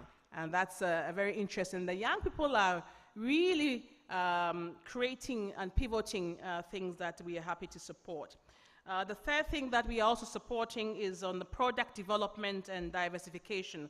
And I'm glad our partnership with the ministry and UTB and the Toro Kingdom, for example, on the Kyoto Hampango, which it was a proof of concept where we tested it 2 years ago. The Kyoto Hampango Fort Portal was full, and you couldn't even get a hotel. And what was it telling us? These were Ugandans who were coming to be part of that engagement. It tells us the potential of domestic tourism. But also what we have been trying to promote is mountain tourism, the Mount Rwenzori Marathon that we co-created with a number of private sector actors. Lily and myself were running last year, and a number of people, you follow that. And also now we are beginning to have conversations. I thought somebody wanted to clap on that, so feel free. We are also now in conversations with our own Joshua Cheptegei, an Olympic champion, to try and push forward also marathons in the Elgon. And then we will move towards the Moroto as well. So there's a lot that we are doing in that regard. Two quick things that we are also doing is to try to push forward. You know, the world is changing so fast. We are in an era where before you finish university, artificial intelligence, for example, has taken over your job. And so how do you link tourism to the agenda on digitalization, for example? And there's a lot of work that we are doing with the ministry and UTB, whether it's on e-governance, e-commerce, grading systems, helping UWA with monitoring and research and prevention with drones and others. But also now begin to reflect, for example, we are in the days of metaverse where people want to experience things, not necessarily being there physically. And how do you position Uganda and a number of young people who can create products and sell them in the metaverse? And so we are working with the Ministry of ICT on a digitalization agenda or roadmap for the countries for the next 10 years and see how we can bring tourism and others to play in this. And then finally, we are also trying very hard to promote the marketing agenda of Uganda. For a very long time, my own phone and my profile was, always Uganda. So everybody knows me. When I send an email, I always say, greetings from the Pearl of Africa. That was my own little way of promoting and marketing Uganda. But I think we have been trying to promote in different ways, whether through the Terror Partnership, whether through work with Dr. Lilia Jarova and Golola, who actually climbed also and summited the Renzoris, and the films that will be debuted soon. Look out for some of these things. So there's a lot that we are going into now, not going into all of them in the interest of time. But let me conclude, Honorable Minister, distinguished guests and colleagues, that tourism should not be seen as a peripheral thing. It's a by the way.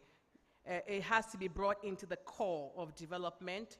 And now allow me to commend our country, our beautiful country, Uganda, and indeed all the Africans who are here, and the tourism industry for the embodiment of resilience exhibited, especially in the face of COVID and all the other pandemics. The potential of tourism is enormous.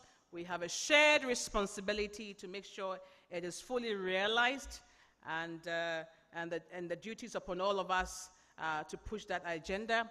I reiterate UNDP's commitment and the commitment of the United Nations family as a whole to continue to partner with you all here today, and those who are not here, and those who are listening to us online, to exploit the full power and potential of tourism to advance the development agenda of Uganda and Africa, our prosperity, and to drive inclusive and sustainable development. I really thank you all for listening, and hopefully in the next couple of days as we are here, we collectively can reimagine and reposition our tourism industry to move forward on a more sustainable and resilient path. I also invite you all who are visiting our beautiful country to spend a few more days to visit some of the most fantastic places you would ever see on earth. Thank you very much.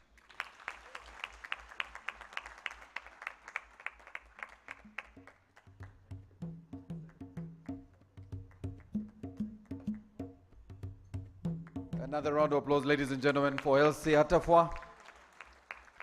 I'm glad Elsie did touch on sports tourism. It's a new space for us, and we are beginning to reap the fruits out of this. She spoke about the Mount Renzori Marathon, which in its very first edition was voted among the 30 world's best half marathons in the world. And this was by the American news outlet Outdoors. And the second edition this year, again supported by UNDP and UTB, will be on the 2nd of September. And this particular time, we are seeing a lot of interest from mountain runners, the people who do the circuits around the world. And there will be more attraction for this particular edition. And again, as Elsie said, you can't find hotel rooms in Kasese for this marathon. And so people sleep all the way in Fort Portal or Mbarara and have to drive very early in the morning to be able to catch the marathon. But that's the kind of interest we are trying to drive for this beautiful country. I want now to turn to the East African community and invite Jean-Baptiste Havjimana to come and speak on behalf of the Secretary General of the ESC. You're most welcome, sir.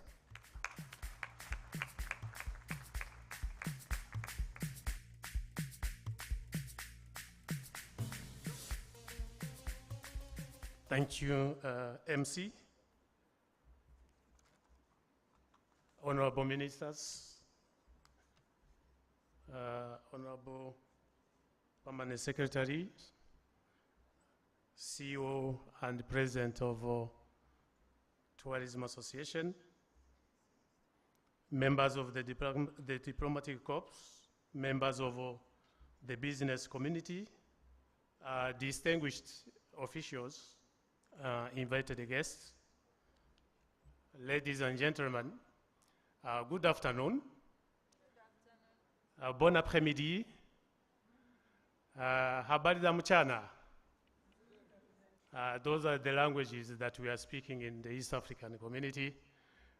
Don't be surprised. We are all getting there. We'll be speaking.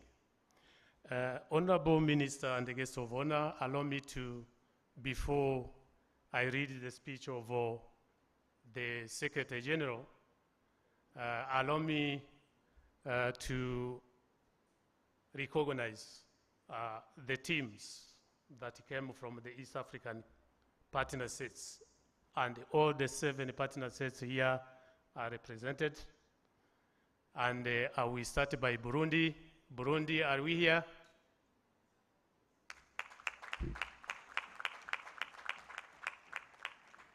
Thank you. Democratic Republic of Congo, are we here?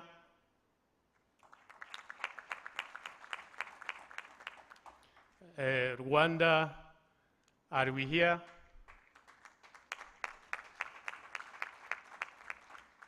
Republic of Kenya, are we here? Republic of South Sudan,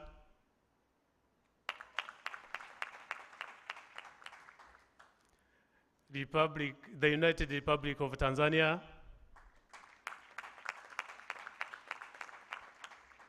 and the Republic of Uganda, the host.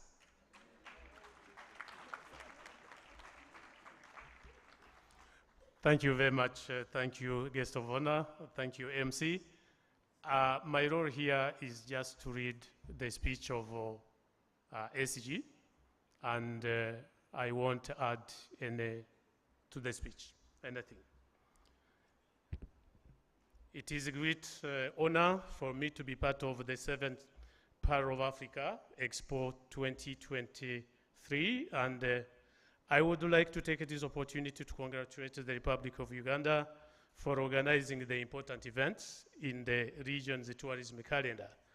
I am accompanied by an ES team comprising of the ES Secretariat and tourism boards from other partner states who are exhibiting in this expo in the spirit of regional integration.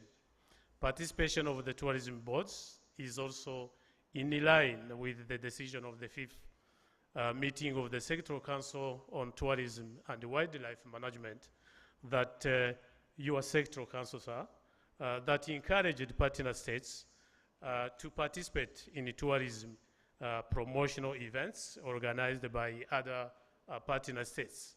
We are indeed delighted to see partner states working together and supporting each other in promoting tourism. As you are aware, honorable guests of honor, tourism is one of the productive sectors that has been identified as a priority sector in the East African Treaty and in the 6th Development Strategy. This is because of the role it plays in socio-economic development in the region. The sector contributes for an average of 10% to the gross domestic products on average in the region, 17% to foreign exchange earnings, and about 7% to employment. In addition, its strong backwards and forward linkages with the other economic sectors, such as agriculture, manufacturing, and trade cannot be gainsaid. Our treaty has clear and elaborate provisions on cooperation in this sector. These include a commitment to develop a collective coordinated approach to promotion and marketing of quality tourism into and within the community, standardization of tourism services across the region through implementation of minimum standards for tourism services providers, a common hotel classification system, and establishment of a framework of cooperation in the sector that ensures equitable distribution of benefits. In this regard, ESC registered significant milestones in implementing joint activities in the sector. Examples include the development of an East African classification criteria for hotels that was piloted here in Kampala in 2007 and is now undergoing review process. And after review, we will conduct a new classification of hotels, and you will get the stars of every hotel in the East African community. We also proceeded to development of minimum standard for tour operators, travel agents, and tour guides, preferential rates for East Africans visiting public tourist attractions, sites, and regional tourism marketing strategy, organizing ESC tourism expos. We have already organized the two, one in Tanzania, the other one in Burundi last year. The next one is meant to be organized by Kenya, either Kenya or Rwanda, so we will continue on that path. So having also standardization standards for travel agents and tour guides, preferential rates for East Africans, regional tourism, introducing of single tourist visa by some partner states. You know, Rwanda, Kenya, and Uganda, under the framework of the Northern Corridor, they are using this single tourist visa framework. Ladies and gentlemen, in 2021, we collaborated with the East African Tourism Platform in running a joint regional tourism campaign dubbed Tembea Nyumbani campaign. I hope most of the audience here have participated in that particular campaign. And this campaign was aimed at stimulating travel by East Africans across the ESC region. The campaign was premised on the fact that ESC now, with a population of about 300 million people, following the recent entry of the Democratic Republic of Congo, is a huge market for our goods and services, including tourism services. With the growing middle class, there are many East Africans who have the capacity to travel from leisure and other tourism purposes. Intra-regional tourism, if well harnessed, can go a long way, not only in fast-tracking tourism recovery following the devastating impact of COVID-19, but also easing the seasonality challenges that has characterized tourism trends over the years. Ladies and gentlemen, as demonstrated by the international tourist arrivals that we have, the figures that we have, the sector is well on its way to recovery from the COVID impact. We are quite optimistic that by the end of the year 2024, we will be back on to the pre-pandemic levels in terms of tourist arrivals. The pandemic had taken the tourist arrivals to 2.3 million in 2020. Through aggressive efforts by partner states and the concerted efforts at the regional level, an upward trend is being witnessed. The arrivals rose to 2.9 million in 2021, and now at 4.9 million in 2022. I think this is to be commended. Maybe partners said that they deserve a club. So with the continued promotional efforts, such as the Power of Africa, and taking into consideration of our endowment in terms of tourist attractions, we should be able to register more than 7.2 million tourist arrivals that were recorded in 2019, our golden year, 7.2. It is also in our plans, ladies and gentlemen, to work closely with the partner sector to diversify our tourism products offerings. This will focus on developing products such as conference tourism, eco-tourism, sport tourism, and golf tourism, among others, as stipulated in our regional tourism marketing strategy, and also to echo what the head of Uganda Tourism Board has said. We are emphasizing on development and promotion of multi-destination tourism packages that would encourage visitors to travel to more than one ESC partner states in a single trip.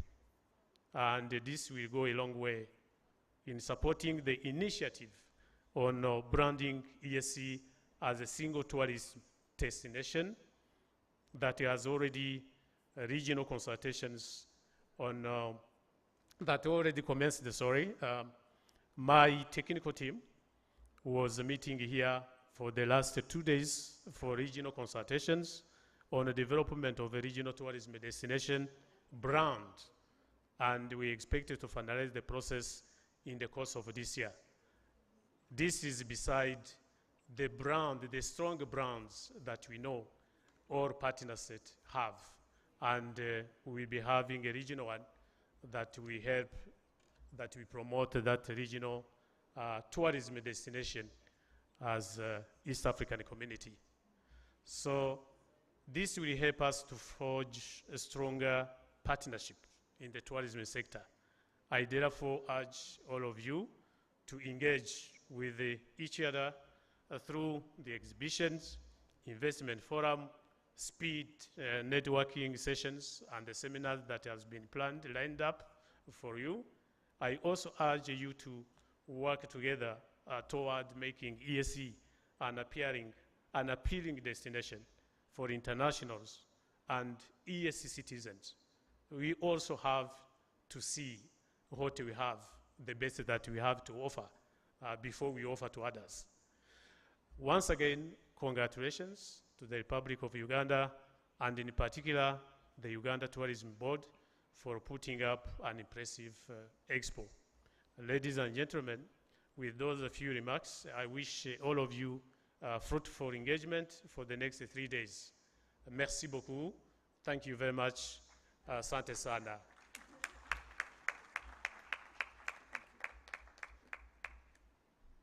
Ladies and gentlemen, I'm sure that's not good enough for the Secretary General, so a round of applause. Honorable Minister, before I just introduce a couple of MPs to show the commitment of your colleagues in the House in supporting the sector, I wanted to support the statement from the Secretary General, the efforts by especially the private sector who are in this room in selling East Africa as one destination.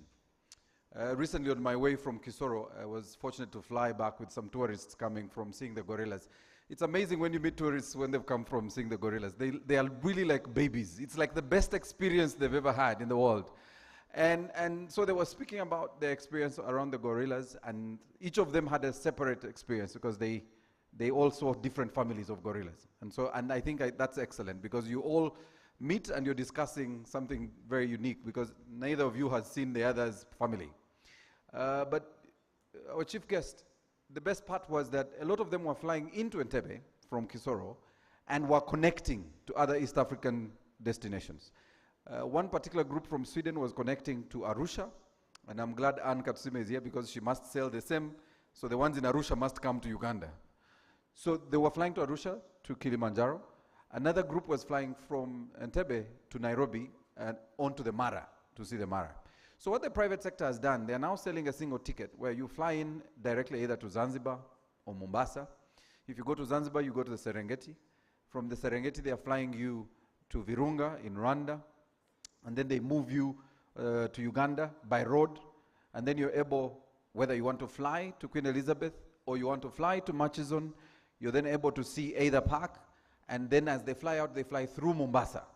So they're able to experience the coast, see the animals in Tanzania, move to Kigali, see the gorillas. They see the gorillas on either side. Usually it's quite interesting that they want to see both sides of the gorilla on either side of the country. Then they go to Queen Elizabeth or Murchison and then fly to Mombasa. And that is how the private sector is trying to sell the region. I want to recognize the MPs who joined us. The Honorable Okello Geoffrey Charles, who is here. The Honorable Kolu Joseph Andrew from Toroma. The Honorable Businge Harriet, who is from Hoima, the Urban MP, Akiki. And the Honorable Were Godfrey Odero, who is here from Busia at the border.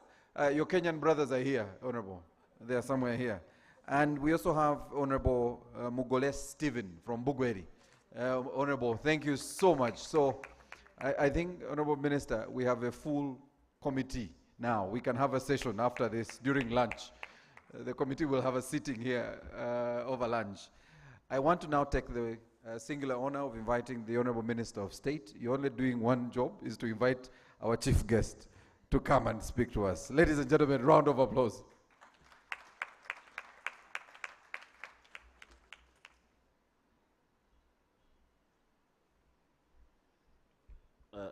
Thank you, Maurice, and good afternoon, everyone.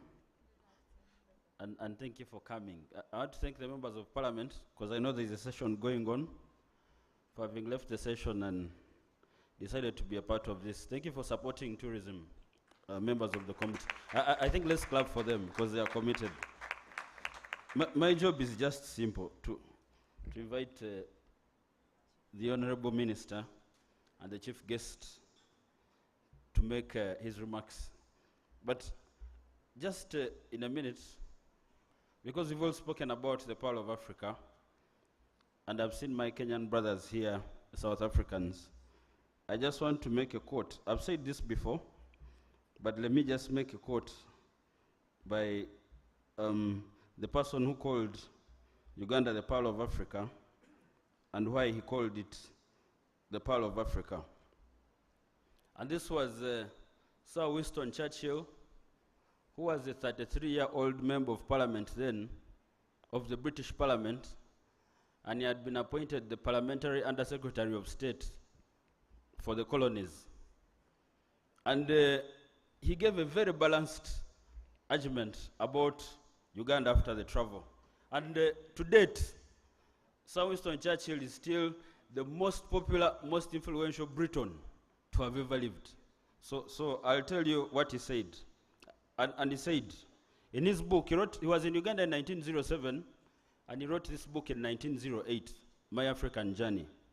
And he said, he went on to say, in my view, in spite of insects and diseases, of course then insects and diseases were a big thing in 1907, it ought in the course of time to become the most prosperous of all our East African possessions, and perhaps the financial driving wheel of this part of the world.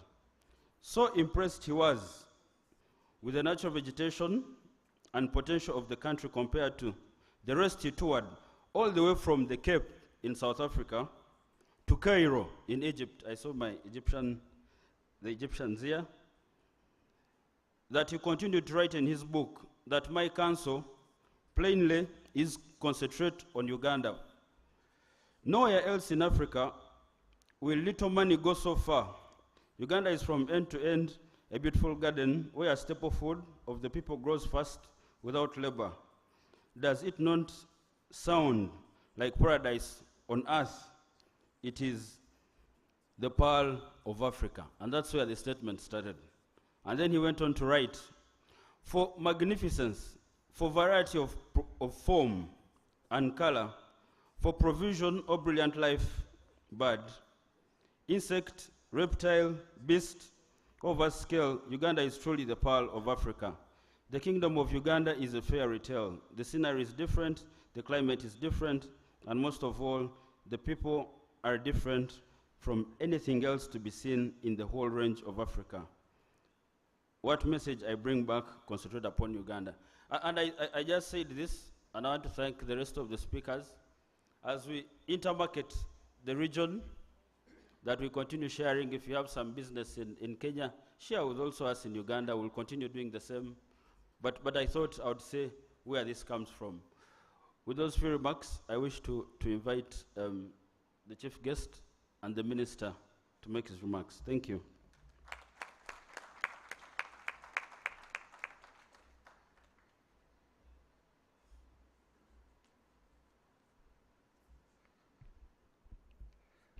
Well, I can add that after Churchill had made that statement, he went hunting. He went hunting in the current national parks. My colleague, Honorable Minister of State, Excellencies, the Secretary General of East African Community, members of Parliament, members of sectoral committees of Parliament who are here, especially the Committee on Tourism, Trade and Industry, the PS of the Ministry, members of the Diplomatic Corps, Dr. Sudhir Ruparelia, our friend. I think he's here in many capacities, heads of government and departments and agencies, representatives of the private sector, the academia, our distinguished guests, all tourism queens who are here, the queens, my friends, the press, ladies and gentlemen, thank you for coming. Thank you for being resilient from 10, actually 9 o'clock. It's now getting 2. And thank you for sitting and remaining seated. But we are about to finish now. I wish to take the pleasure on behalf of the Ministry, Tourism, Wildlife and Antiquities, to welcome all of you at this edition of the Pearl of Africa Tourism Expo 2023. Welcome.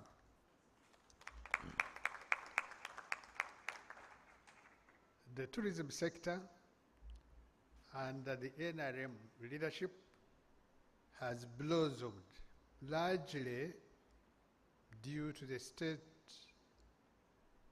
of affairs in the country, which have been stable environment and peace in the most parts of Uganda that make visitors stay here, feel safe, and explore Uganda. The current statistics by the Uganda Tourism Satellite Account 2023 indicate that the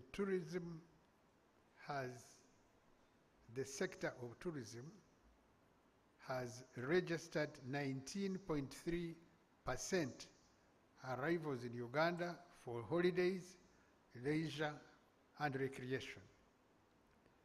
40.9% for business tourism. 28.2% for visiting friends and relatives and 11.6% for other reasons. Despite the soaring interest in visitation of Uganda post-pandemic, the country can still do more and attract more visitors. So we are not satisfied at all. A number of initiatives are in place to drum up visibility for our destination. And as such, the Power of Africa Tourism Expo is one such vehicle that creates awareness with the intention of multiplying the number of visitors that come to Uganda. Tourism remains one of the fastest growing sectors in the country, and it has previously contributed, as you know, to over 1.6 billion US dollars and accounted for 7.7% of the national GDP. It's our hope that as the economy fully recovers, earnings from tourism will more than double. As we prepare for the growing of numbers of tourists in the country, we need to be mindful of the standards of facilities and type of service we offer to our guests.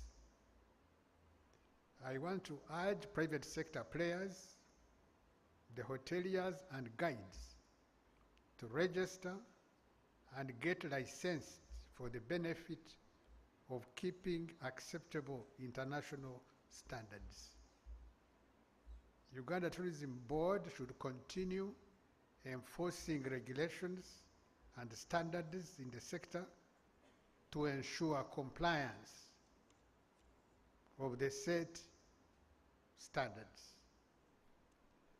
This will enable Destination Uganda not only to adhere to the global standards, but also keep our visitors safe and satisfied with the tourism offerings and facilities while in the country.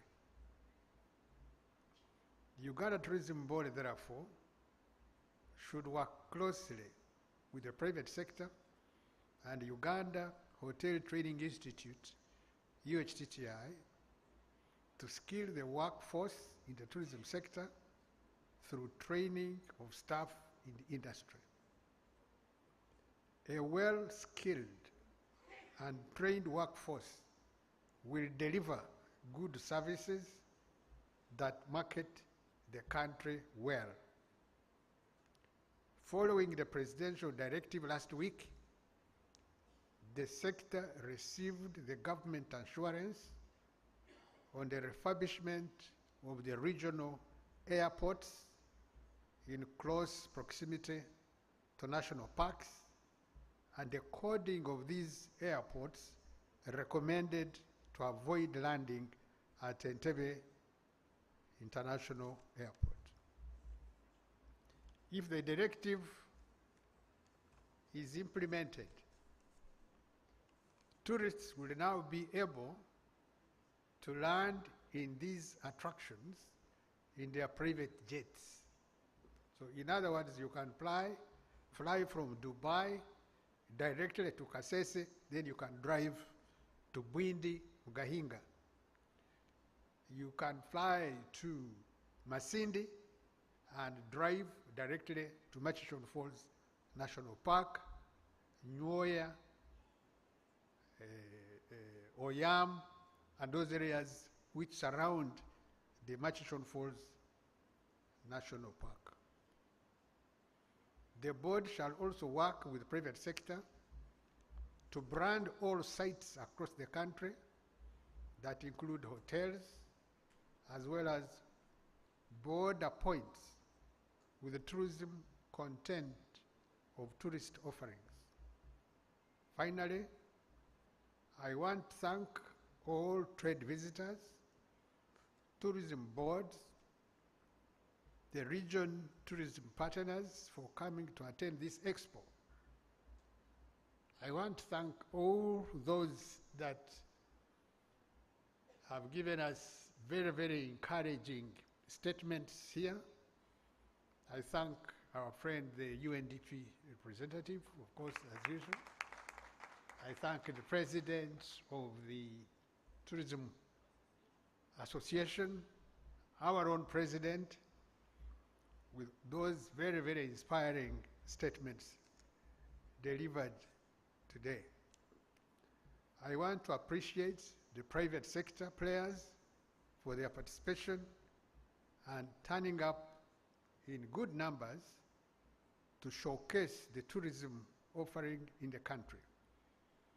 I hope the Expo will create an inclusive opportunities for the tourism sector through market transformation. I thank the organizers.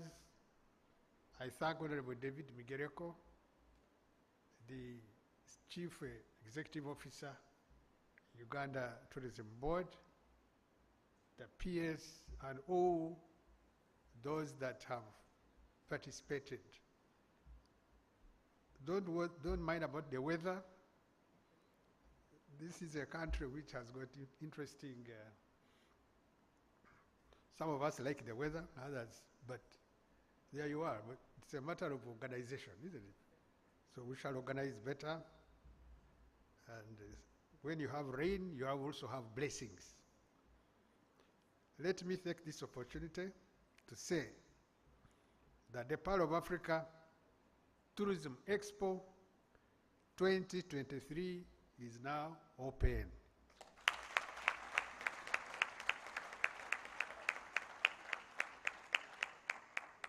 I wish everyone a happy stay during this expo. Asante Zaidi. Thank you very much.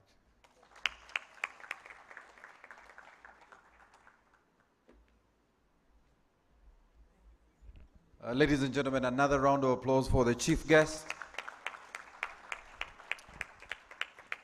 Our chief guest, I think Lily continuously celebrates every single month, and sometimes even without, sometimes investing in these celebrations, because the one most recent one, and the one a lot of you may not know about, is that there is a docu-series on Netflix called Chimp Empire. Now, Chimp Empire, on its very first showing, which is, would be the premiere edition of the showing of the series, I think early last week, was the number one showing or the number one attraction on Netflix under the family-friendly category. For those of you on Netflix, a lot of our young people on Netflix, some of us don't know these things, but under the family-friendly category, Chimp Empire debuted at number 1. Now, what is Chimp Empire, for those of you who haven't read about this? So this is really about the world's largest chimpanzee society ever discovered, navigating complex social politics, family dynamics, and dangerous territory disputes in the Ngogo sector in Chivale National Park. That debuted, as I said, in number 1 under the family-friendly category in the US market. The film, directed by Oscar winner James Reed, who bagged the co-director trophy for My Octopus Teacher, filmed in South Africa, of course, is narrated in the two-time Oscar winner Maheshala Ali, and was shot here in Uganda in 2021 over a period of 18 months. It debuted on Netflix last Wednesday, the 19th of April, in time for Earth Day. So we are celebrating as a country the docu-series, and I thought we'd put our hands together again for the team at UTB and the ministry for all the initiatives they are undertaking to promote this very beautiful country. And I know, for those of you, the host buyers who are here, one of our newest platform, and I know the ministry will kill me for saying this, is that Uganda is going to be pushing to become a destination of choice for the film industry in Africa. Because we have one of the best settings you may ask for here in the world, and I know that work is underway and I've leaked this. I know the ministry will not be happy, but I know work is underway to put in place the necessary protocols to support filmmakers and the industry, especially the teams coming out of Europe and the US that would be interested in using Uganda as a backdrop for their film production, not just featuring us in very small clips like Wakanda, and you pick Bunyonyi and you pick just a small bit of Uganda and have it featured in Wakanda. So ladies and gentlemen, I have just two announcements to make. One is that lunch is going to be served very shortly, and we are ready to serve you lunch. But I was informed that the bananas, the beautiful bananas in front of you, is not deco. So, Honorable Minister, sometimes we go to these conferences and they bring the artificial banana and they put it in front of us. And so I went to one of the tables and they asked me, did Dr. Sudhil put this as artificial? Are we supposed to leave them behind for the hotel? And please note that the UTB says these bananas are for eating. Now, you could start with it as your appetizer for lunch, but you could have it as your dessert after lunch because we are coming back here with our lunch. So ladies and gentlemen, I want us to be upstanding for the anthem so we don't have to play the anthems again after lunch. So we'll have the anthems and then we'll invite you to lunch. I'll ask that you allow us to take the VIPs for lunch first, and then the rest of us will be ushered to the serving centers. So may we all be upstanding for the anthems. And Honorable Minister, as we stand, this entire opening ceremony was broadcast live on Uganda Broadcasting Corporation. And we at some point also had Bukede, who of course had to go into normal programming, but Bukede TV was also broadcasting part of this opening ceremony. So we want to thank our media partners. Anthems, please.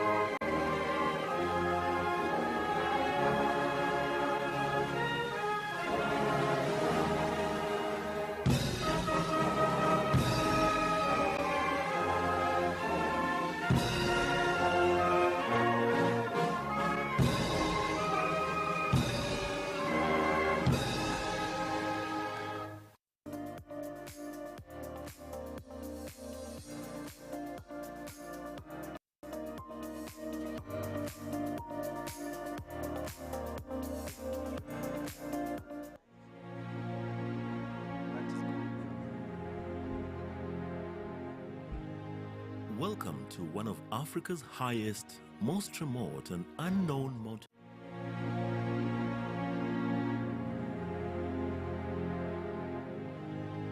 Welcome to one of Africa's highest, most remote and unknown mountain ranges located in Uganda, the Pearl of Africa.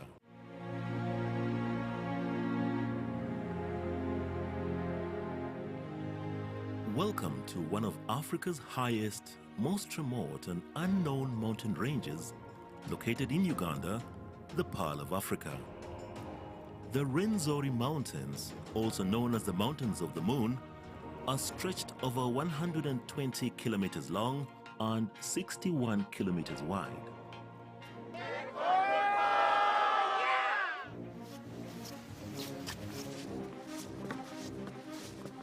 Come and experience Africa's most beautiful alpine area.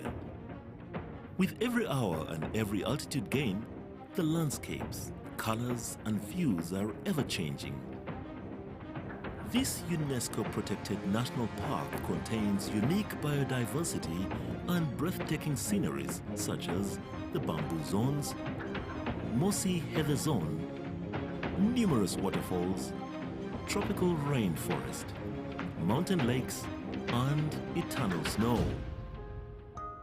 Culminating at an altitude of 5,109 meters, the Margarita Peak is the highest point in Uganda and the third highest peak of the whole African continent after Kilimanjaro and Mount Kenya. This mystical and demanding mountain range is located on the foothills of Queen Elizabeth National Park, one of Africa's most popular game drives, and a few hundred kilometers from the Bwindi impenetrable forest that inhabits the endangered silverback mountain gorillas.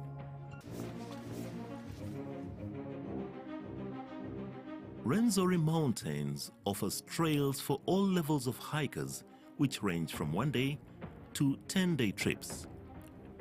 The shorter trips are not as physically demanding and still showcase the amazing beauty in the art of nature, including rare vegetation, rivers, and numerous waterfalls.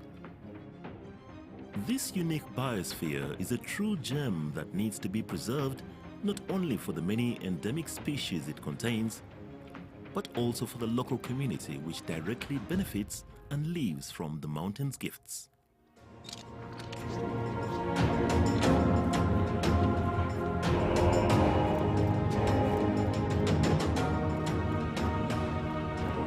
Be ready for the ultimate trekking experience. Come and discover Rwenzori, the mountains of the moon located in Uganda, the Pearl of Africa.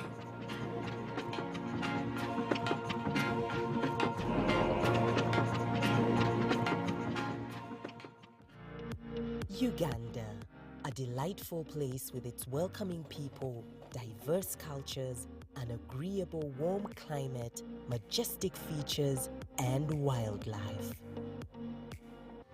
Over the years, Uganda has hosted a number of international conferences and events, including the Commonwealth Heads of Government meeting CHOGM, the African Union Summit, the United Nations Solidarity Summit on Refugees, the Organization of Islamic Conference OIC, and the Papal Visit, among others. Visitors arrive into Uganda at Entebbe International Airport. The airport has been expanded to handle the growing number of passengers with flights to and from more than 14 destinations worldwide. A 4-lane dual-carriage expressway leads you right into the heart of Uganda, into the metropolitan city of Kampala. The National Referral Hospital at Mulago ensures availability of super specialized services. Uganda's hotels are now fully equipped to cater to the needs of every delegate on that all-important conference.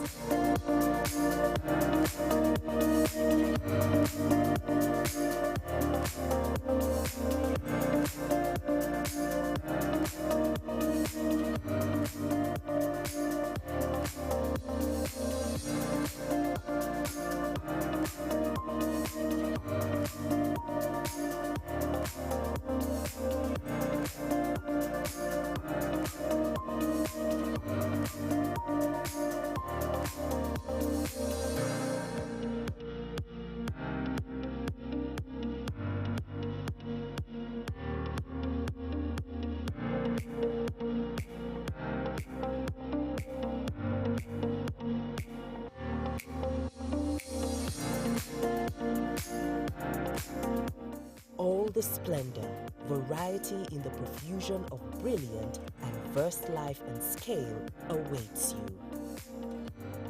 Uganda welcomes you.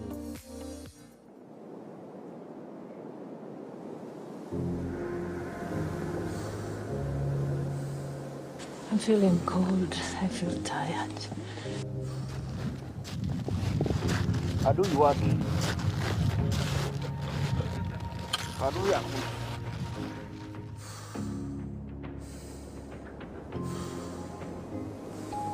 It's believing in God that all things are possible.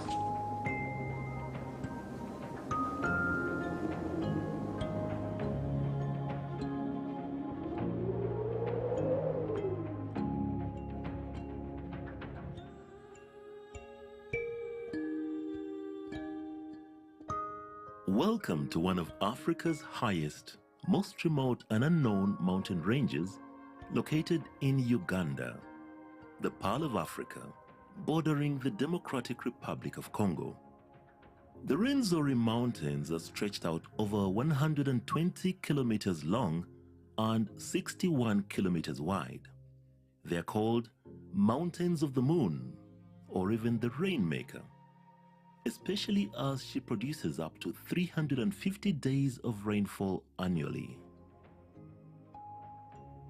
13 Ugandan mountain climbers are about to set off on a journey to climb the highest peak of this pristine